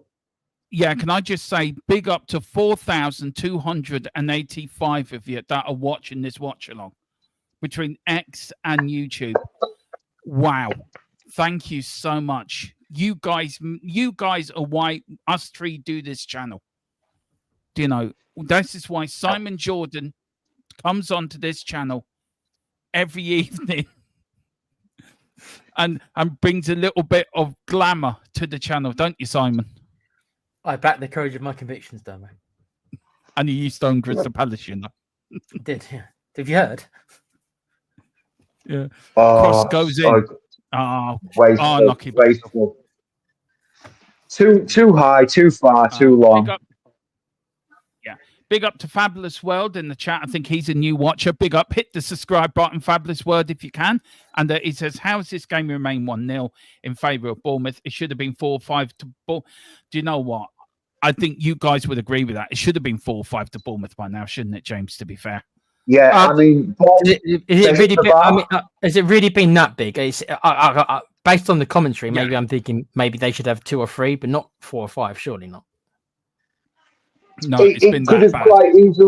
It could have quite easily been 2 or 3 in the first half, and we could have quite easily had 2 in the second half already. Bournemouth hit the bar a bit. Vicario came out flapping, didn't get a good punch on it. It bobbled around, and Bournemouth hit the bar. There was half-hearted penalty shout from Bournemouth, but again, it wasn't. It was something or nothing. But Bournemouth are just outplaying us, outpressing us. And like I said to Tequila at half time, this is like watching Spurs Man City in reverse, whereas Spurs with the high press, high push, high risk, high reward, Bournemouth are doing that. And that again is a sloppy pass by. I think that was Benton Kerr. It was Benton Kerr, sloppy passes. Yeah. Yeah. So this game reminds me looking at the. Go on, Demo. Sorry. I apologize. My VPN really fucks this stream up. I do apologize. I'm so sorry. This reminds me of the Sheffield United game last year, or the first year under Ange, when Sheffield United were the far better side for the whole game, and we won it in the last couple of minutes. Richie came on. Do you remember? He made a substitution in the 88th, 89th minute, and we won it 2-1. This game reminds me so much of that game. It really does. That's a free kick. How was he giving a free kick to Bournemouth? Because the referee is an idiot. So what I was going to say as well, Dermo, is that is never a free kick. Oh, well, he kind of lost it a little bit on his turn. He did kind of lose it on his turn. Watching the replay there. Isn't that a 50-50 ball, though, James, to be fair? It is, but Bergvall sort of caught the play more than the ball, so I can understand why he's given it. Yeah. What I was going to say is it looks like Papsar has dropped more deeper, and Bergvall is playing that higher 10 role. Well done, Bergville. That's what we want. Go on, Underbar. Unlucky. Dermo in the chat. Fabulous World is asking. I will ask. What has gone wrong with Tottenham? I have seen them play well than this. What do you mean? What's gone wrong with Tottenham? It's 3 games, mate. What do you mean? What's gone wrong with them? Isn't that a bit harsh? We were going to lose sometime. It's just like I think what he's trying to say. If he thinks or she thinks, I don't know if it's male or female, that we became world beaters with 1 player signed, now 2. But I mean, I just stop this knee jerk stuff, and you feel better. Is my point. I agree. I look. There's always going to be bumps in the road this year, and we haven't played well today. And we're not the same Tottenham from the first 2 games. I think we can all agree. I do agree. We need. There's going to be bumps. We are going to lose games in the season. We are going to play games when we're not going to play well, and we are going to not play well in other games. It's all about how Thomas Frank figures it out during the 90+ minute. And James, when you look at Thomas Frank, he is adapting. He does adapt as a manager. What do you think he needs to do? I mean, Tottenham here, here's Bentancur. They're trying to pass, but Bournemouth are around them like, oh, hello. Here's Porro. Porro crosses it in. Oh, too long. Is today just one of those days when nothing is just going to go right for us? It does seem that way. There's a picture of Xavi Simons having a nice cup of English tea. I do like him, actually. He's very proud. Are you surprised he got the 7 shirt? That's a responsibility on the young lad. No. Don't look. I'm not don't surprised. look. Oh, sorry. I'm sorry. What? Don't look what? Sorry, mate. What? It was a picture of our bald-headed chairman. Oh, okay. Yeah, well, I have to put up with Dermo using him as a goddamn avatar on all these shows anyway. So I'm used to it by now. He keeps putting a picture of it. It's like, stop putting him up. Just put an alien instead. Looks better. No offense. Oh yeah, I understand your frustrations here, Kudos. That was never a free kick. You just out strength. It's. The Bournemouth players have been very, very cute here. Every time Spurs do seem to break, they go down. No, there's nothing in that. Nothing in it. To reply to Mako80 in the chat, Frank has been blown up. He's shown nothing to change this, sending the same player at halftime as a joke. Do you want to cut him some slack? His 3rd competitive game in charge. Let's not hang him out yet, shall we? Let's not. And also, can I just say something in regards to that as well, Tequila? Is right. So with our previous manager, he wouldn't have even made changes yet. Agreed. Thomas Frank has made 2 changes already to try and change the way this game is going. Ange Postecoglou would not have even made changes. We'd have been waiting for at least another 10 minutes before changes. You know, and even Dermo, who's the biggest Ange fan out of us 3, would admit that right now what Ange would be doing, he'd had his arms crossed, standing there. That's what he would still be doing. Yeah. He would be standing there with his hands in his pockets, playing with his change. Yeah, I'm trying to be polite by saying that, and just looking at and looking into space. That was never a corner, by the way, but I think the referee is a Bournemouth lover. I think he wants his trip down to Bournemouth. It has been a horrible performance. I agree, Mr. E. It has been, but I think this knee-jerk reaction to Keeler, and you're right to talk about it. Is you're going to see it, aren't you? You're going to see this knee-jerk reaction.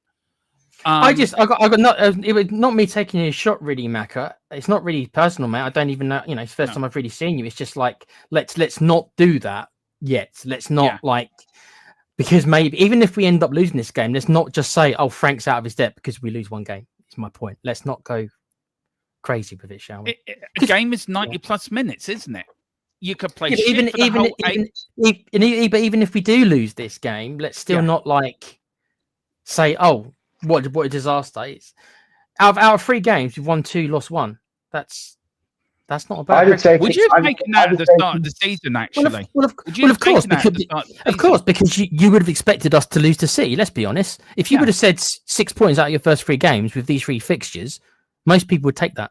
So let's not. Yeah. And most people would have said, "Oh, we'll beat Bournemouth, we'll beat Burnley, and we'll lose to Man City." It's just turned out that we beat Burnley, we beat Man City, and we're losing to Bournemouth.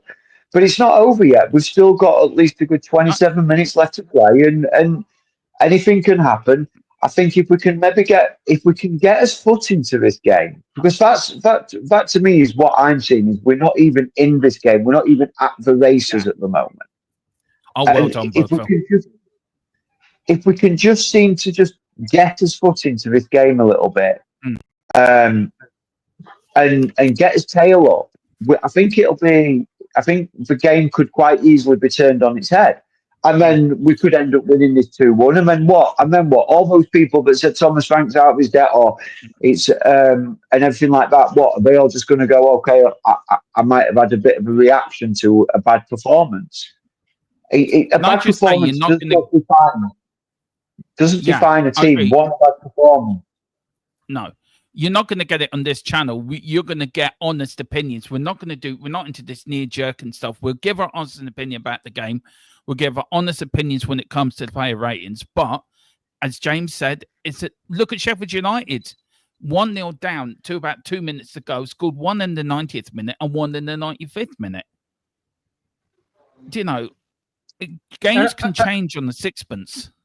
And I'm not saying also that if we do lose this, and I know Wayne, I'm not saying we are. We could easily come back. It just takes a minute to get a goal.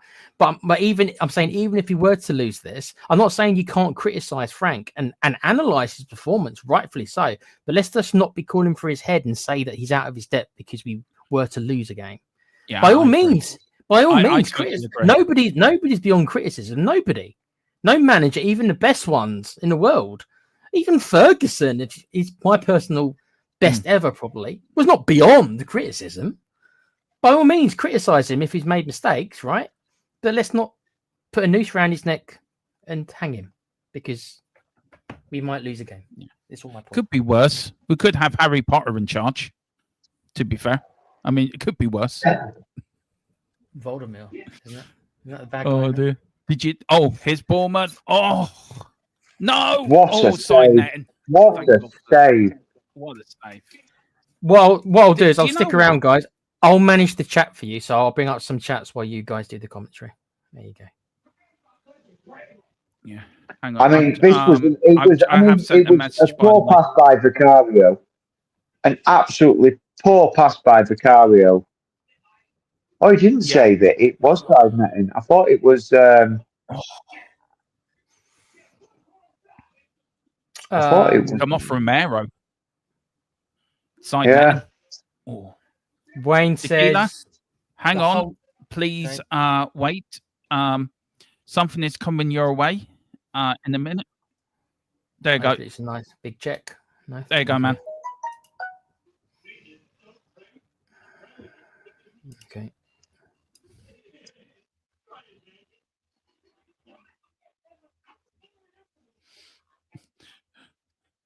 Big up to Titled Rodcaster. So I'll just take that off. I don't know where that was. Big up to it says lacking firepower. If Vesey scores the winner tomorrow, look, you put Simmons in that team. There's your creative midfield. I think, James. There's your creative link. Do you agree or do you disagree? I mean, what are we missing? Absolutely. Are we missing that link? I think in the first half we certainly was missing something, and again, Richie backing into the Bournemouth player, going down like a sack of potatoes, losing out, and it's just not good enough. It's not going to work. This referee is not going to give you it, Richie. Stop trying it. Pedro Porro now back. Great tackle, Porro. Well done. And he gets the ball as well down the line. Oh, come on, Star. Oh, come on. That was a fucking Some free good kick. play. Some good play from Bergville coming up. Somehow I'm ahead of you guys. You'll see. Do you know what? I think Bergville actually is turning into a very good player for us, actually, and a good value as well for him as well, to be fair. Yeah, 8.5 million is a snip, really. It is. His Bergville chops. Oh, His Bergville. Oh, ooh. straight down the Well throat done. of the goalkeeper. But at least it was a bit more Guys, positive. yeah. That's it. Exactly. Guys, look, come on. We're only 50 people away from 5,000 people watching us. Let's get to 5,000. Let's make Simon Jordan stay with 5,000 watching us. Come on. I've got Spurs play down. Looks like Romero or Van de Ven down at the back line there. We're don't know about to bring Romero, a sub I on. think. This is me and my DeLorean. Oh. I'm in the future. We're about to bring a sub on. Romero is down. Well done, James. Well spot. He got an elbow, I think, in the stomach. Referee performance today, James. What have you thought of Simon Hooper's performance? Referee today? Absolutely shocking. Absolutely shocking performance. Oh, Destiny Udogie looks like he's coming on. No, yeah. Now, right, I want you to be Thomas Frank, James. You're talking to your doggy. You got your board there. What do you think he's telling them to do? Stretch this team and press and harry and do not give them an inch. Calm yourself down. Be concerted on the ball. When you're making a pass, make sure it's a good pass. That's plain and simple instructions. Do you think he's coming on for woeful? That is woeful.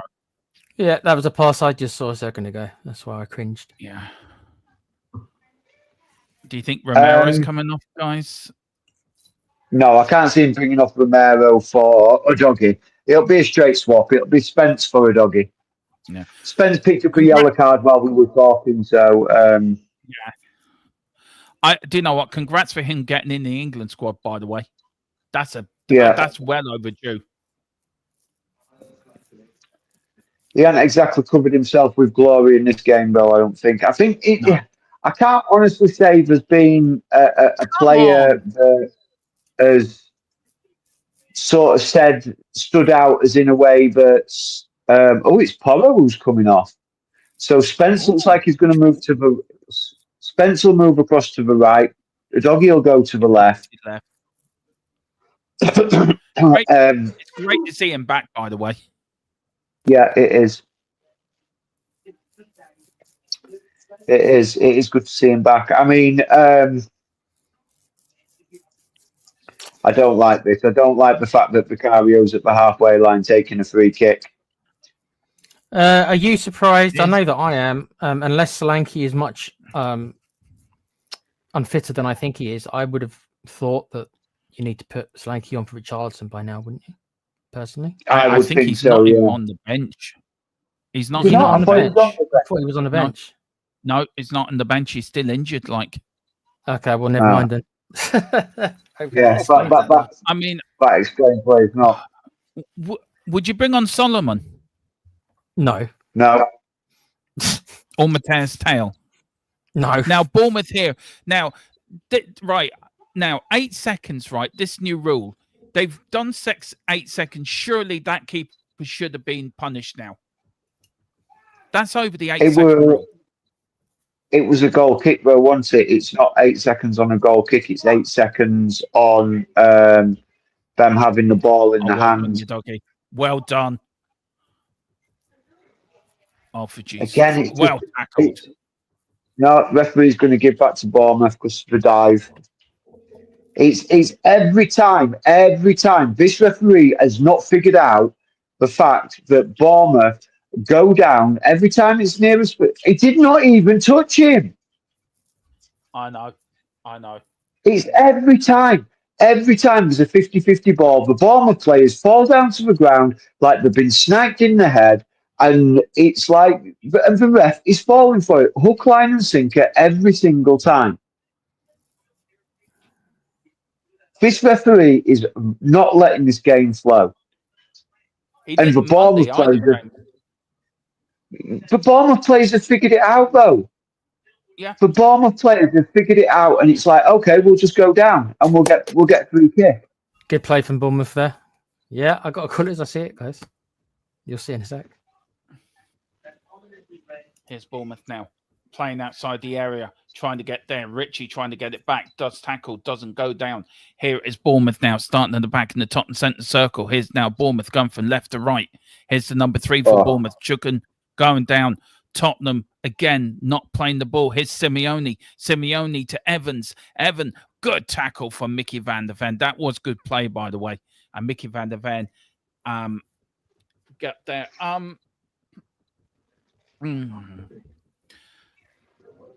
I know what Wayne says. Come on, Dermot. You're the king of knee-jerk reactions. You're on by emotions and stick your foot up someone's ass. I did a lot that last season, to be fair. It got me into a lot of trouble. This year, I'm now taking James and Tequila's way of calming down and be calm. Not going to be overreacting. You have? Let me know when that starts, Dermo, bro. Yeah, it's a bit, yeah. Oh, please, Simon Hooper, would you please be taken off the referees list? You're a fucking knobhead. Sorry, if 5,175 do agree with her, I mean, that's a foul in itself. What Tyler Adams is doing to Vicario, I'm sorry. That's ridiculous. Do you know? Oh, fuck's sake. I'm getting pissed off now. Well, I've only watched this game for about 10 minutes now, and they do look a much better side than us. Yeah, and that has been the case for the last 74 minutes. Yeah. Tequila. Yeah. It's been it pains me to say that you would think we were playing away from home, not at home. Yeah. I've been quite impressed with Bournemouth, actually. I think they've been actually very good. I have. Yeah. I have actually, if I'm being honest. But should we be surprised? Bournemouth are a good side, actually. Should we really be surprised at this? No, not really. Not really. Good save from Vicario. Yeah. Come on, Spurs. In fairness, Vicario's kept this at 1-0. Yeah. Oh, definitely. Yeah, definitely. Vicario's kept this at 1-0. We're making another sub, guys. So keep your eyes out for it. Yeah. Kudos just running into dead alleys. Yeah. But there's nobody with him. There's nobody with him there. He's got no spot. Just seeing a bit of a replay of the Vicario save again. Sarr coming off and Tell coming on. So that'll drop Bergval back. Will drop back now, and Tell will go through the middle. So this is the third player to play in that number 10 role now. We might put 2 up front. James, would he put 2 up front? That's a good ball, but well taken. It is. He may do. Yeah. He may sacrifice the attacking midfielder and say, right, okay, let's put 2 up top, and or he might pull Kudos into the middle and put Tell out wide. Having the players who can play, I mean, referee, he's got his arms all over him. This is my biggest bugbear. He was useless on fucking Monday. He gave Liverpool everything. And then again, he's doing it again. Like, he's favouring teams against... Like, he's given us... Is that a free kick ref, or you're going to give that one, are you? You're going to give that one. He's doing a lot of his, emergency hand signals again. Special sort of waving. There was a film that did that. I can't remember what the film was called.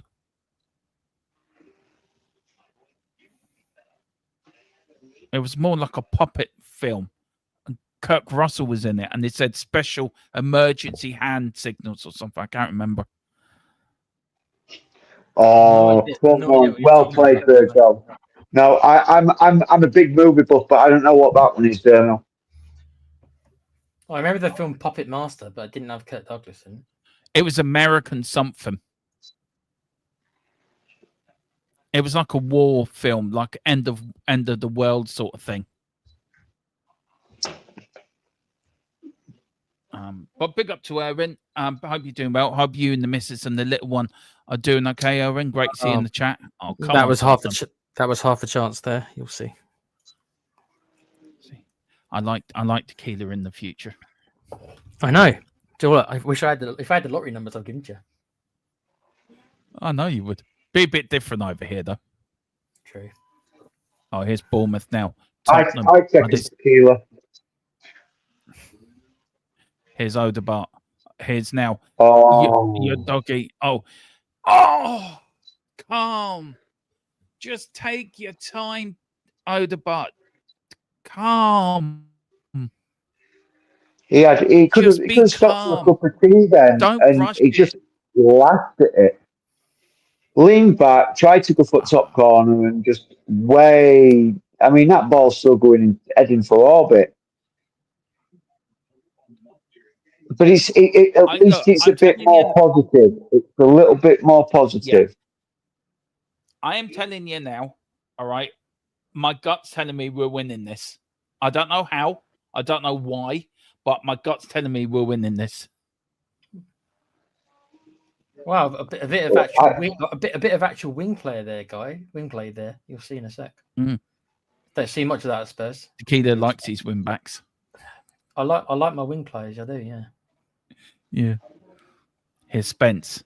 Spence now, where's he going to go? Goes centre to Bergville. Bergville now turns like a little eel, gives it to Spence. Spence now running out wide to Kudos. Kudos on the right, goes past his man, runs at him, puts the cross in. Oh, there, but here is Bentancur. Bentancur goes back to Mickey van der Ven, back to Bentancur now. Tottenham, 10 minutes to go. Starting to put the press on now. Can they get back into this game? Romero, pressing up high to Jed Spence. Yeah, Jed Spence now. I think Bournemouth have tired themselves out a little bit. All this running, they've started to sit deeper and deeper, giving Spurs a chance to get into this now, and we need to really take advantage. But it's sloppy. Everything is sloppy. Every time we go into an international break, we lose. Every time. It's either the first game before or the first game back. We lose every time. Bournemouth are bringing in the changes now, so they're bringing all their subs on. Yeah. Yeah. What do you think to the third kit Spurs have got out, the yellow one? Do you guys like it? I never got your guys' opinion on that. That's why I'm asking, sort of thing. What do you think of it, the third kit? I love it. I love the retro badge as well, by the way. No, I don't like yellow, dude. Makes me think of Hulk Hogan. Don't like Hulk Hogan. Well, yeah, but yellow has always been our away kit through our history.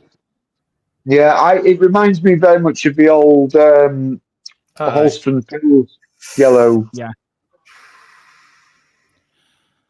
I used to love that. Yellow, Was that the Adidas one, James? No, I think it was Umbro. Do you remember the one that had the blue shoulders? It was yellow, but it had the blue sort of shoulders, like the home top here, but all the rest of it was yellow. Yeah, that was the Adidas one. I think it was the year after where we had it was, or a couple of years after we had it was done by Umbro. Yeah, I know the one you mean. Here's Bergville now. Bergville. Go on, Kudos. Go on. You know you can do it, son. Go on. You know you can do it, son. Go on. You lose it again. Fuck's sake. Oh, great tackle, Van der Ven. Well done, Van der Ven. We haven't given up, though, have we? To be fair. No, we're still trying, but it's just nothing seems to be working for us at the moment. But it does look like Matisse Teller's sort of dropped into that sort of number 10 role. Yeah. He's not playing directly up with Richie, and Bergvall does seem to be sat deeper. Well done. But no, if this was last season, players would have given up by now. We're not giving up though, and which I like to see. We're keeping at it. Things are not working, but we're not they're giving it a go right to the end, which was what we. If we lose and we know the players have tried, I'd be upset with the loss, but I wouldn't be that upset. Do you know what I mean? Yeah, I know what you're saying. Yeah. Mm. Have we scored yet in the future, Tequila? If I say it, if I say it, it's going to ruin the next 30 seconds for you, isn't it? So I won't say anything. Oh no, you do. Do you know what? I used to watch alongs with Brady. He'd do the same thing. Okay. And he'd just tell me, wait for what's coming. And he used to nearly give me heart attacks because it was fucking. It'd be a red card or something. Oh, if I really wanted to troll you guys, just imagine what I could do. Lucky I'm such a nice guy, isn't it? Big up to Temi. Ola, big up to you. Evening, Derma. Evening, you. Hope Eze falls on his ass tomorrow for you. Oh dear. No, it's all right. Him and me have this. We're very lucky boys. That's all I'll say about that. Very lucky boys. Yeah. That was... Do you know? I can feel this season. You're going to give me a heart attack with this tequila of you being ahead of us. Oh no, it just so happens the stream you've told me about is a little bit. I'm joking. I'm having a laugh like I'm joking. Sorry, James. Good. It's just a bit frustrating at the moment. I'm just a bit frustrated. Yeah. Sorry. No, not with you guys. I'm frustrated with the team. I agree with you. Yeah, with how we're playing it. I'm going to have. Yeah. Fast, I'm going to have to think of my stop. play ratings tonight. Yeah. I'm really going to have to think about my play ratings tonight. Like I said, I don't think just I haven't watched. Like I said, I've only watched the last 15 minutes, right? So I've missed all of the first half. So my sample size is small, but I don't think our passing game is there, and I think we're taking too many touches. Yeah, I agree with that. To be fair, that's just based on the last 15 minutes. That's just based on my observation. The last 15 minutes. Prime example of what Tequila just said there, but I've just seen, but you probably a little bit in advance of us. It looked like Matisse Tell out on that wing, touch, tries to move the ball again, and then loses out to it. Mm-hmm. Yeah. Tottenham now. Here is what you can do with it. No movement, no nothing, but here's Kudos now. Go on. You know what you can do, Kudos. Show us what you can do. Good cross. Bournemouth are starting to do their time waste antics. This will send them off a cliff when he sees what I just saw. Here we go. Oh, I've got stiff leg. 2, stiff leg. 3, 4, 5. Oh, he's got cramp. He's got cramp. He's got cramp, Dermo. They're checking him. Oh, they're getting the ice out. He's got cramp in his leg. Get off the fucking pitch, then. He's so much pain, Dermo. Dermo, don't be saying he's humane. He's hurt, Dermo. He's got a bad leg. Jesus Christ! And there was nowhere near him. He just fell over like he fell over like he were like. I swear. Breaking news, guys. We've got a little bit of breaking news. Deals off. Chelsea cancel Nicholas Jackson's loan to Bayern Munich. Get him in, Levy. Now's a chance. Let's get him in. I'm sorry. I need to bring this comment. comment up. Demo. That's really funny. That. Well done. Yeah. What do you reckon, James? You reckon he already has? Oh, she doesn't look happy. It's I'm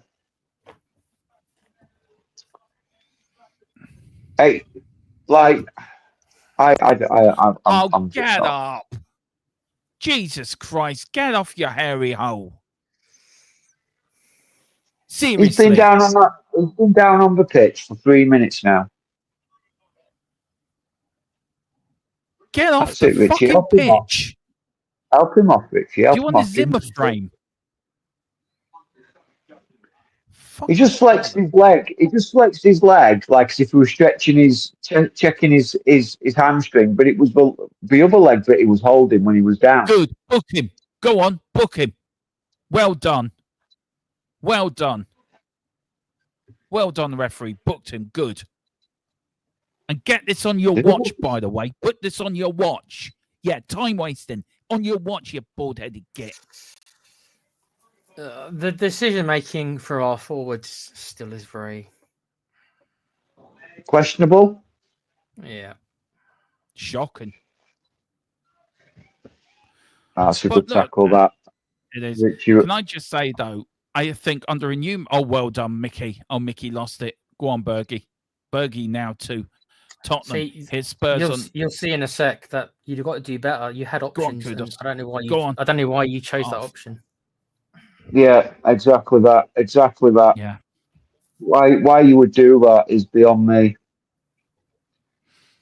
There's a lack of composure. That's what I think. There's not much. There's the lack of composure. They just Yeah. We're panicking a bit now. yeah. Oh dear. Better get that keeper. Okay. Lucky. Oh, for God's sake. Richie's useless. I thought he was we all world class. knew I that thought that's what I was being told by the last two games, that he's on form. He's world class. That's what I was being told. Yeah. I never called him world class, tequila. I never said it was you. I never said it was anyone in this chat there, man. I never said that. He's still a pigeon. You're nicer. What are you You're doing nicer out about there, him than I am. Vicario? Yeah, but he's mopped it up though. He mopped it up. I don't. To be fair. I'm not going to begrudge Now, him. ref, I don't begrudge the remember- goalkeeper coming. With substitutions, Remember- I'm expecting at least. Yeah. I expect at least 8 minutes. Anything less than 8 minutes here, and I'm going to be disappointed. I reckon 10. Remember, ref. Remember. Here's Richie in the penalty area. Oh, Just shocking.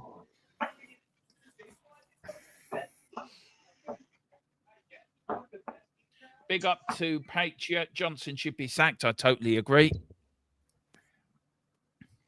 I can't comment on that. He pretty much was off by the time I started watching. So He I was can only brutal imagine. today. He ain't So a winger. Same I as keep normal. Then, telling everyone. other than his movement, same as normal. Then 7 minutes. James. Where have you got that from? Right, so Spurs have made 4 substitutions, yeah?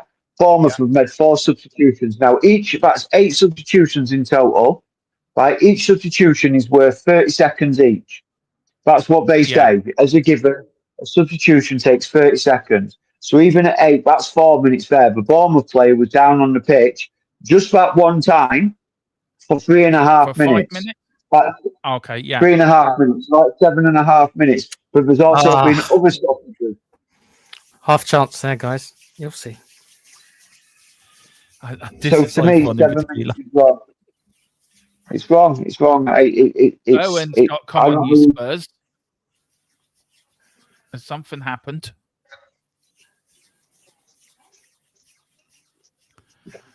Here's Jed Spence now. Is Romero playing as a striker now? Matisse wrapped his foot round that beautifully. He did. That was unlucky. That was unlucky. On target, that was in the back of the net. Yeah. Good cross from Spence, though. Oh, Yeah. Just sort of How span far- away from it. As it hit the deck and the spin on the ball just sort of spun it away. yeah. Oh. And the rain starts to fall in North London. I'm getting Sheffield United vibes. I'm sorry. I just rarely am. I don't know why. I'm not going to say anything. I'm seeing this is going to finish exactly as it is now.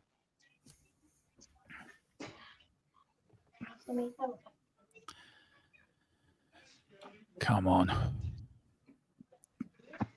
Now, a question. If the referee, right, is seeing... One thing I liked about Thomas Frank, he hasn't sat down for the whole game. He's always been pointing, hasn't he, James? He's been shouting and pointing. Yes. And... trying to get instructions across to the players and Yeah. that. Again, Richarlison there, completely manhandled by. Oh, he did actually give it. He did He actually did. give it. Referee is still an idiot, but no, he's giving a throw in. Oh, I thought it was a free kick he's given. No, okay. Um, Yeah, then he's still an idiot, ref. Then. Should have blasted it, mate. Yeah. Just blast it from there. Have a pop. No. Final score, guys, will be on at 5:15, where there will be a bit of a rant. Go on, have a pop, son. Go on, have a pop. Go on, have a crack. Kudos. Oh, should have. Do you know what, Tequila? I think you're right. He had a chance there to have a pop, didn't he? Yeah. Bergville. Yep. Oh, there. That's where he should have shot. There. Yeah. Here's Spence now. Spence out to Kudos. Kudos surging down this right wing, looking for a man in the middle. Nobody there. Hits the Bournemouth player. For God's sake. Oh, Birdwell with a crunching tackle. He'll probably get booked for that. No, you're keeping your card in your pocket this time. Sure, he's a Spurs player, you know. Good tackle. Oh, that was a great tackle. Still give a free kick though. Yeah. We need a The striker, Bournemouth guys. player. 2 more players in before Monday.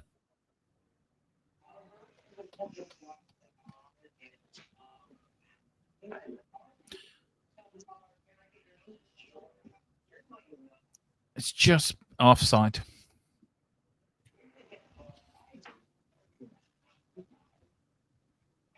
Anyway, Vicario's going to launch it long.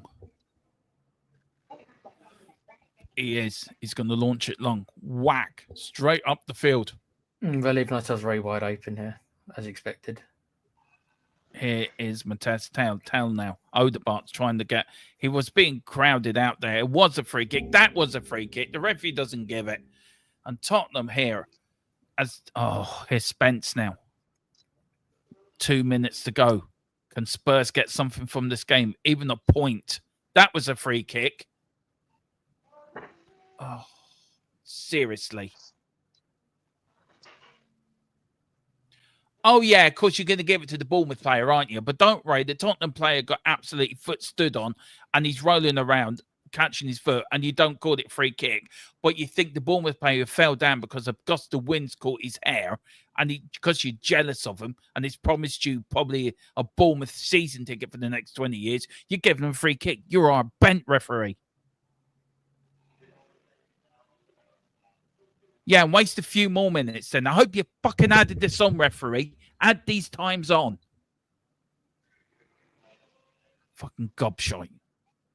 Several F-bombs at 3 in the afternoon. Well done, Dermo. You what?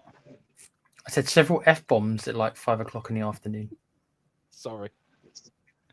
Well, since my stream just went down, so I'm just sitting here quietly. I'm gonna give you a roundup of the other games that have been going off in the Premier League and whatever. So obviously Chelsea beat Fulham 2-0. Sunderland are currently beating Brentford 2-1. Everton are currently beating Wolves 3-2. That has actually just become a full-time result. Everton have beaten Wolves 3-2. Manchester United and Burnley is 2-2. And obviously it's still 1-0 Bournemouth in this game.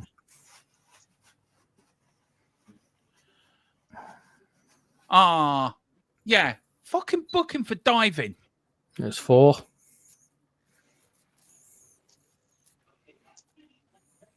This referee's been atrocious.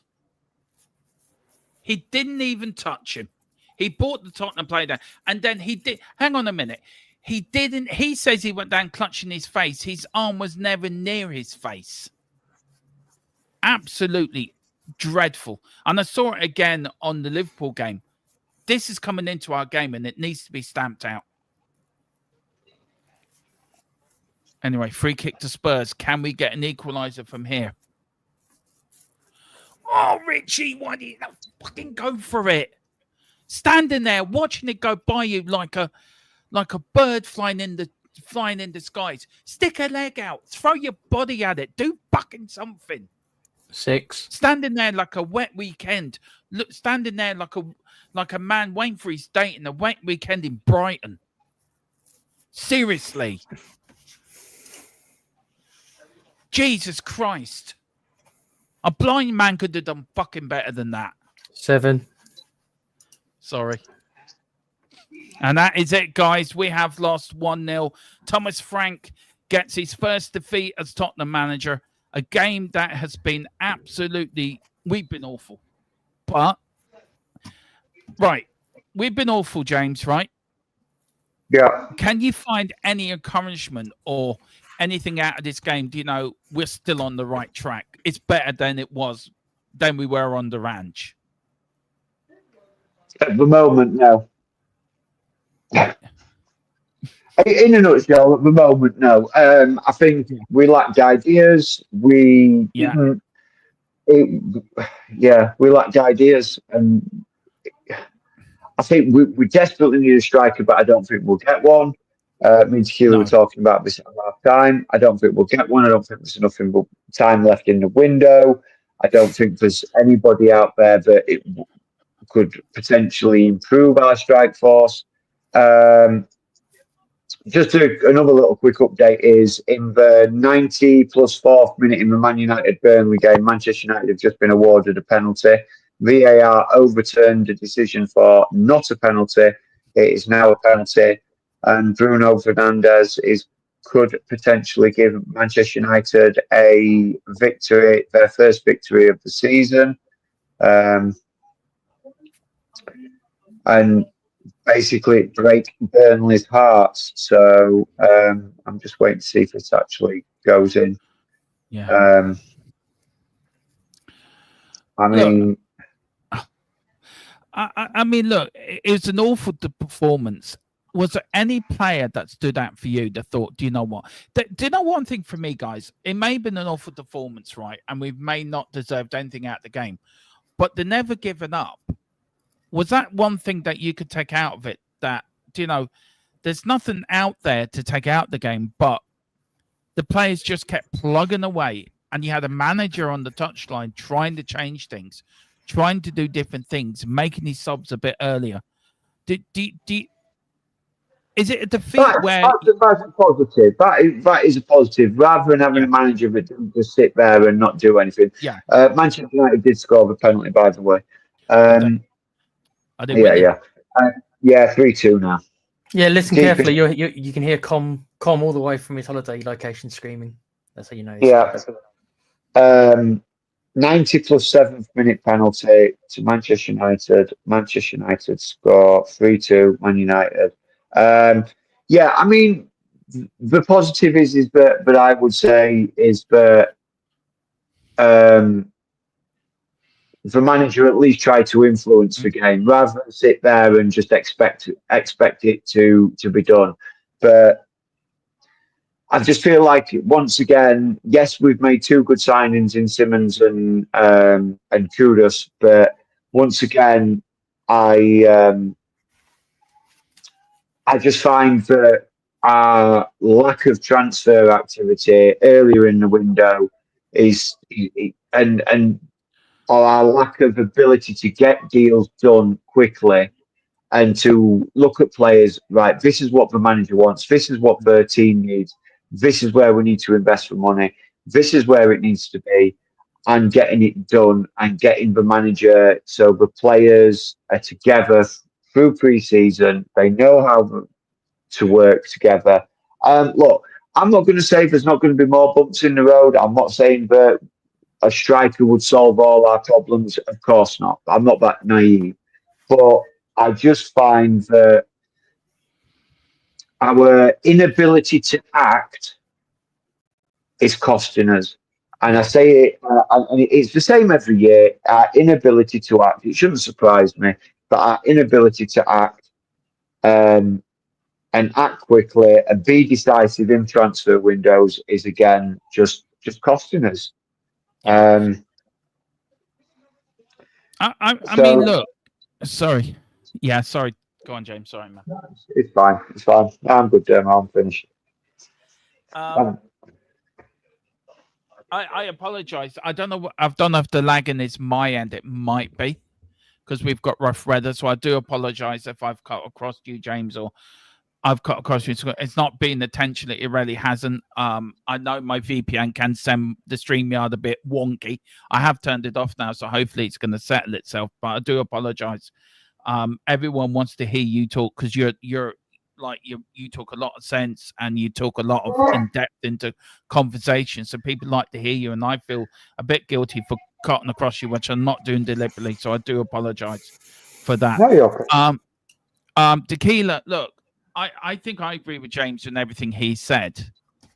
But if you do look, do you know, you said it in the chat, no need for knee-jerk reactions. Do you think we have to look today as a lesson learned for Thomas Frank, where he might need to change stuff within the tactics or not really. his system? No. This is why when we went over the Europa League, the Champions League draw, and you guys were so confident that we were going to beat teams like Villarreal at home, and I was like, hold on a second, we're not what you think we are. This just backs up what I was saying. If Bournemouth can beat us, why do you think that Villarreal are going to be such an easy walkover? Yeah, no, Yeah. Because in my opinion, right, as James has said, you know, we're not going to become world beaters overnight, if ever, right? I see improvements over Ange, but that's because I viewed Ange so poorly, me personally. So I already can see little things which I think he does better, right? But if you think, I still think we finish maybe 8th. So my prediction of 9th has gone up to 8th because we now do have a number 10 who hopefully will do a job. So my position has gone to 8th. So if I think we're going to finish 8th, getting 6 points out of the first 3 games, one of those games being against Man City, that's really good. Yeah, so it is. I don't react on a game by game basis, Dermo. I just don't. No, I know. I'm probably a bit more as a fan emotional Well, it's like when it comes to razzle dazzle, like back to life, back to reality. I never left reality, Razzle, mate. No, because I don't work by a game by game basis. I'm not telling you guys what to do, but this is so I don't react just to one game. It takes you have to look. You need a longer sample. Come back to me in 6 months. Even that's on the short side. Or come back to me at the end of the season. Then we'll know if there's been progress or not. Yeah. Not 2.5 months and 3 competitive games. James, with the transfer window closed Monday, Yes. If you're a Thomas Frank and you've just seen this game, what's on your to-do list between now and 7 o'clock Monday evening? I go to my chairman and I say, I don't care how much money you think you've got, you spend more and you buy me these players. Yeah. But in a nutshell, Dermo, in a nutshell. Yeah, no, that's fair. That's the fair. only way you're going to fix this is by throwing money at it. Yeah. And bringing players in, because the players that we've got are not up to par, or not up to scratch. I still think. James, can I ask you something quickly? Yes. Just quickly. Yeah, just want to challenge you on one thing, then I'll shut up. When you say not up to par, when you say not up to par, yes. What is the expectations for you? What is par for you with our team this year? What is par? This year, or as what is par as in general for Tottenham Hotspur? What do you? Yeah, so it's like, you know, I'm so trying to get an idea of what par is, what to people, what the expectations. So my expectations of this season are, I would love to have seen a top 4 finish. Do I think it's going to happen? No. That would be a good starting point for this season, as Frank's first season. But par for me is win the league. Challenging for the league, being up there in the mix, that's par for me. If we are a so-called big club, that has got to be the minimum to me.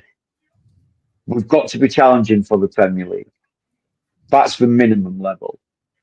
And there's certain players in our team that are not Premier League challenging quality. Our strike force is not Premier League challenging quality. more our left wing than our right wing are not Premier League challenging quality. Some of our central midfielders are not Premier League challenging quality. I think our defenders, and even look, I love a doggy, I love Pedro Porro. Are they Premier League challenging quality? In some games, yes. In other games, no. They go missing. They go quiet. They have bad games. But that's all players can have a bad game. But it's whether or not they can turn that bad game into then 20 to 30 good games. It's all right. Hello, Toy. Hello. It's going to cheer me up. It's going to cheer me up. Can I add something to what you just said, James? So, which you make a very good point. Look, if our aim is to win the Premier League, you're right when you say chuck money at it, right? You're spot on by saying that. But do you have to throw money at it wisely, at the right players, and not just any old player that we think is going to do? 100% you've got to buy the right players. 100% you've got to buy. There's no point going out and spending 200 million and buying 20 players all costing £10 million each, because that's not going to win you a Premier League. That's just going to fill your squad. You have got to. We all know we were linked with Rodrigo early in the window. There was then talk of a loan option with an obligation to buy. Right, Rodrigo is a type of player that changes the dynamic of a team. I think Xavi Simons is a player, and Kudus is a player that changes the dynamic of a team. But you're not going to win you're not going to win a league. We've been in this situation before when we had Kane and Son together, and they were firing in the primes and building one of the best partnerships in the Premier League for goals and for goal involvements together, right? When we had Gareth Bale, you get these players, and then you build a team around him.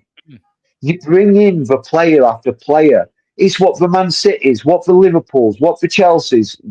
Heaven forbid I say it. What Arsenal? Yes, Arsenal have not won anything, but what the Arsenals do, they get the quality and then they build teams around it.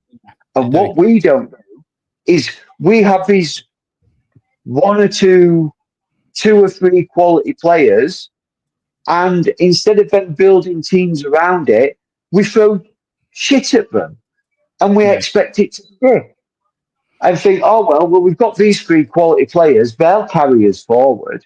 No, three players are never going to carry a team. A squad carries a team. An entire squad from top to bottom carries a team. And then if you get the youth that are coming through, they know they have to work twice as hard, because they're looking at world-class players and thinking, if I want a chance to break into this first team, I have got to raise my game to the highest possible level and beyond. I mean, look, Tequila, you saw me, you joined me when I did the under-21. You're talking about youth, James, right? And I watched the first two under-21 games. Well, the first one was a bit of a disaster, but I watched the second one. There's not many players, and you can vouch this for me, Tequila, because you were looking after the chat that night. There's not many youngsters that are coming in to this Tottenham, in the Tottenham youth system, that I think can break into this first team. I really don't. And and I think it needs Paratici to come back in, which he is coming back in, to restructure it again. We need Paratici in charge of a window. I say it before and I say it again. You look at a Paratici window and you look at a Lang window. Lang has failed us over 3 windows. Absolutely failed the managers. Absolutely failed this football club. You got a Paratici and you look at the players he brought in 2 windows, James and Tequila.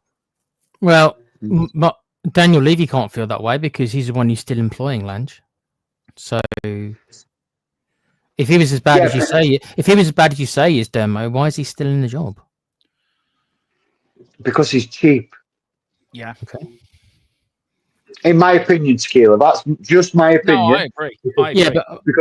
Because Johan Lang is cheap. So it once again is the head of the snake, for use of lack of a better term, who is employing these guys not because they're good at their job, but because they're cheap. Yeah. Yeah. Not so much that Johan Lang is cheap, but he will try and find cheap players. And Daniel Levy is going to love the fact that they're cheap players. So Paratici had the main dealings with getting the Xavi Simons over the line so quickly. Man comes in and says, right, if you want this player, I'll get him. Goes out, makes phone calls, goes to RB Leipzig, says, what do you want? Okay, I will get you the money. Goes back to phones Daniel Levy, says, this is what it's going to cost you. They're not going to accept anything less. Pay the money, we'll get the player. They pay the money, they get the player. We could have done that 5 times over this summer window alone. Yeah. The Eze deal. We allowed Arsenal and Crystal Palace to dictate that transfer. Right? And we had a week where we didn't do anything, didn't we? Yeah, we just sat there and was like, Crystal Palace said, "Oh, we just want him to play this game," and we were like, "Okay, we'll wait for you." No, you don't wait. We allowed Eze's release clause to expire. We allowed that. Daniel Levy allowed that to happen. If players have got a release clause that is expiring and you want that player, you don't sit there and go, yeah, but if I wait, it makes no sense. You go and you say, right, this is release clause, there's the money, I'm having the player, thank you very much. And then it's up to an opposition team, if someone like Arsenal, for them to come in and say, okay, we're going to pay that release clause as well. We're going to match that offer, and then that's up to the player. You don't wait for the club to go, yeah, but we just want him to play Thursday. And you go, okay, well, when Thursday's gone, give us a call and we'll let you know how much we're going to offer. Because then you just opening the door for absolute anything to happen. The Morgan Gibbs White deal, another prime example of the owner controlling his player. And look, there'll be all the talk about with the Gibbs White deal and were we tapping him up and did we get the information? We will never know the answer to that question. I don't care who you are. The only people who know the answer to that question are the people who were on the phone calls. Yeah. The early window before the Club World Cup, the amount of players that were out of contract and that could have had a significant impact on our squad, not just on the starting 11. I'm not talking about starting 11 players. I'm talking about players that would have had a significant impact on our team, on our squad, that we could have got for nothing. No transfer fees, just increasing wages. We could have signed 4 or 5. Ryan Cherky, Jonathan David, The Gomez kid from France Gomez as well. was on a free as well. Yeah. Who could have come into our team? Mateus Cunha, who went to Man United. Players who wouldn't have cost us a penny, who could have improved the overall squad depth. Yeah. But we didn't. We sat on his hands. We sat there and went, oh, yeah, but we've signed Matisse Tell. We were always going to sign Matisse Tell. Bayern Munich didn't want him. Yeah. But anyway, I'm ranting, and I'm sorry, I'm not going to rant anymore. No, you're grand. Look, we are going to finish off now because we do have final score at 5:30, guys. So we'll be back on then. James, look, international break. Let's try to end it on a positive note, because I think, to be fair, as you said, having a manager that coaches the team and gets his tactics, that's a positive we can look for, thinking, okay, that's better. Yeah. Any player today that came on, they thought, do you know what? If you could pick one player out of Tottenham, out of the first 11 or the substitute, who came on and they thought, do you know what? He did try. He was trying to make a difference. Lucas Bergvall and Van der Ven. But I also tip my hat to Vicario, who kept that game at 1-0. So is he your man of the match? If you could give one to Tottenham, would he be your man of the match? It'd be a toss-up between Vicario and Van der Ven for me. I think Vicario just slightly pips it. Yeah. And ref, how much for the ref? How many ratings are you going to give? Yeah, I thought you might. That's why I thought you're going to give him 0. So I suppose you gave him 1. Tequila, I know you only saw a little bit of the game, and thank you for coming on because I had to jump off and do something. So thank you so much for jumping on. I really appreciate it. Who would you give your man in the match to for what you saw of the game? Pretty easily. I think Bergville was Spurs' best player in the 25 minutes that I watched of the second part of the second half. Significantly, a couple of it. I think he needs to improve his decision making a bit. I keep going back to when he should have had taken that shot. That's going to stick in my mind for a little while. Yeah. Just take a pop, mate. Sometimes you need to just have a go. Yeah. So I think he was for ref. I didn't get involved in the ref because I think that stuff even itself out. I personally, how often do you ever hear me ever say anything about refs? Never. No, you don't. I don't get involved in that stuff. No, I don't. No. I just like James's one. I just think that's the. Oh, best. I know why you guys get passionate because I know frustration builds. You wouldn't. But let's put it this way: football fans don't complain about a ref if they're winning 2 or 3-0. Normally, they just shut up. That's my point.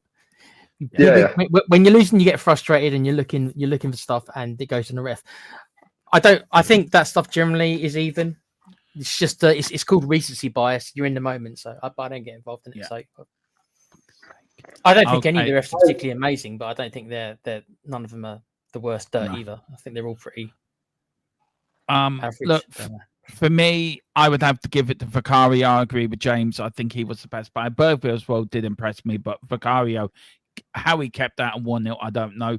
Guys, look, we're back with final score at 5:30. Tomorrow there will be a post-match show at 8 where we'll go over the game. But Monday is a mega day on this channel.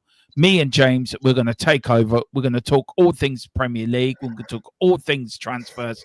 James is going to have his ear to the ground. He's going to be like the Jim White, have his phone in one hand, a pint of orange in the other, and his yellow tie on, and he'd be there giving us the no yellow tie, but the orange and the phone in one hand.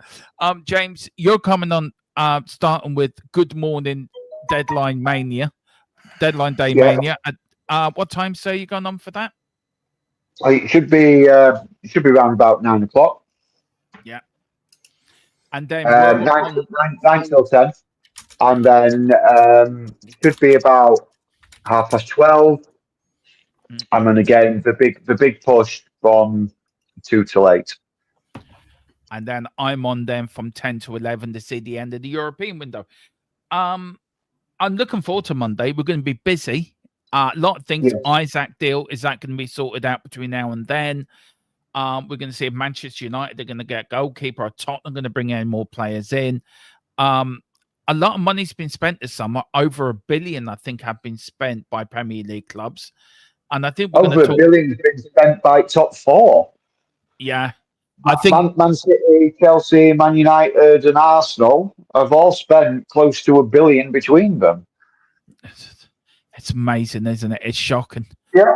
But it's shocking. Do you know what? Do you think 5 years ago, guys, we would ever seen that top 4 spending over $1 billion? I don't think you ever would have seen that or imagined that. No, because I think player values are so overinflated right now. Yeah. Yeah, but that's inflation in general, guys, isn't it? And it's only going to go up. It's not going to go the other way. Yeah, exactly. There's players out there not worth the price they are. Well, look, Richie's not worth 60 million, but I don't know. We did pay it. But remember we sold Berbatov for 30 million. Can you imagine how much Berbatov would be worth today? In today's market, Berbatov's a £150 million player. Yeah, exactly. Oh dear. But listen, guys, I'll be on in about 10 minutes. But thank you all for watching. I want to thank James as well for joining me. James, thank you for taking over and doing a fantastic job commentating tactics. You are the best psychic. My co-host, going Tequila as well.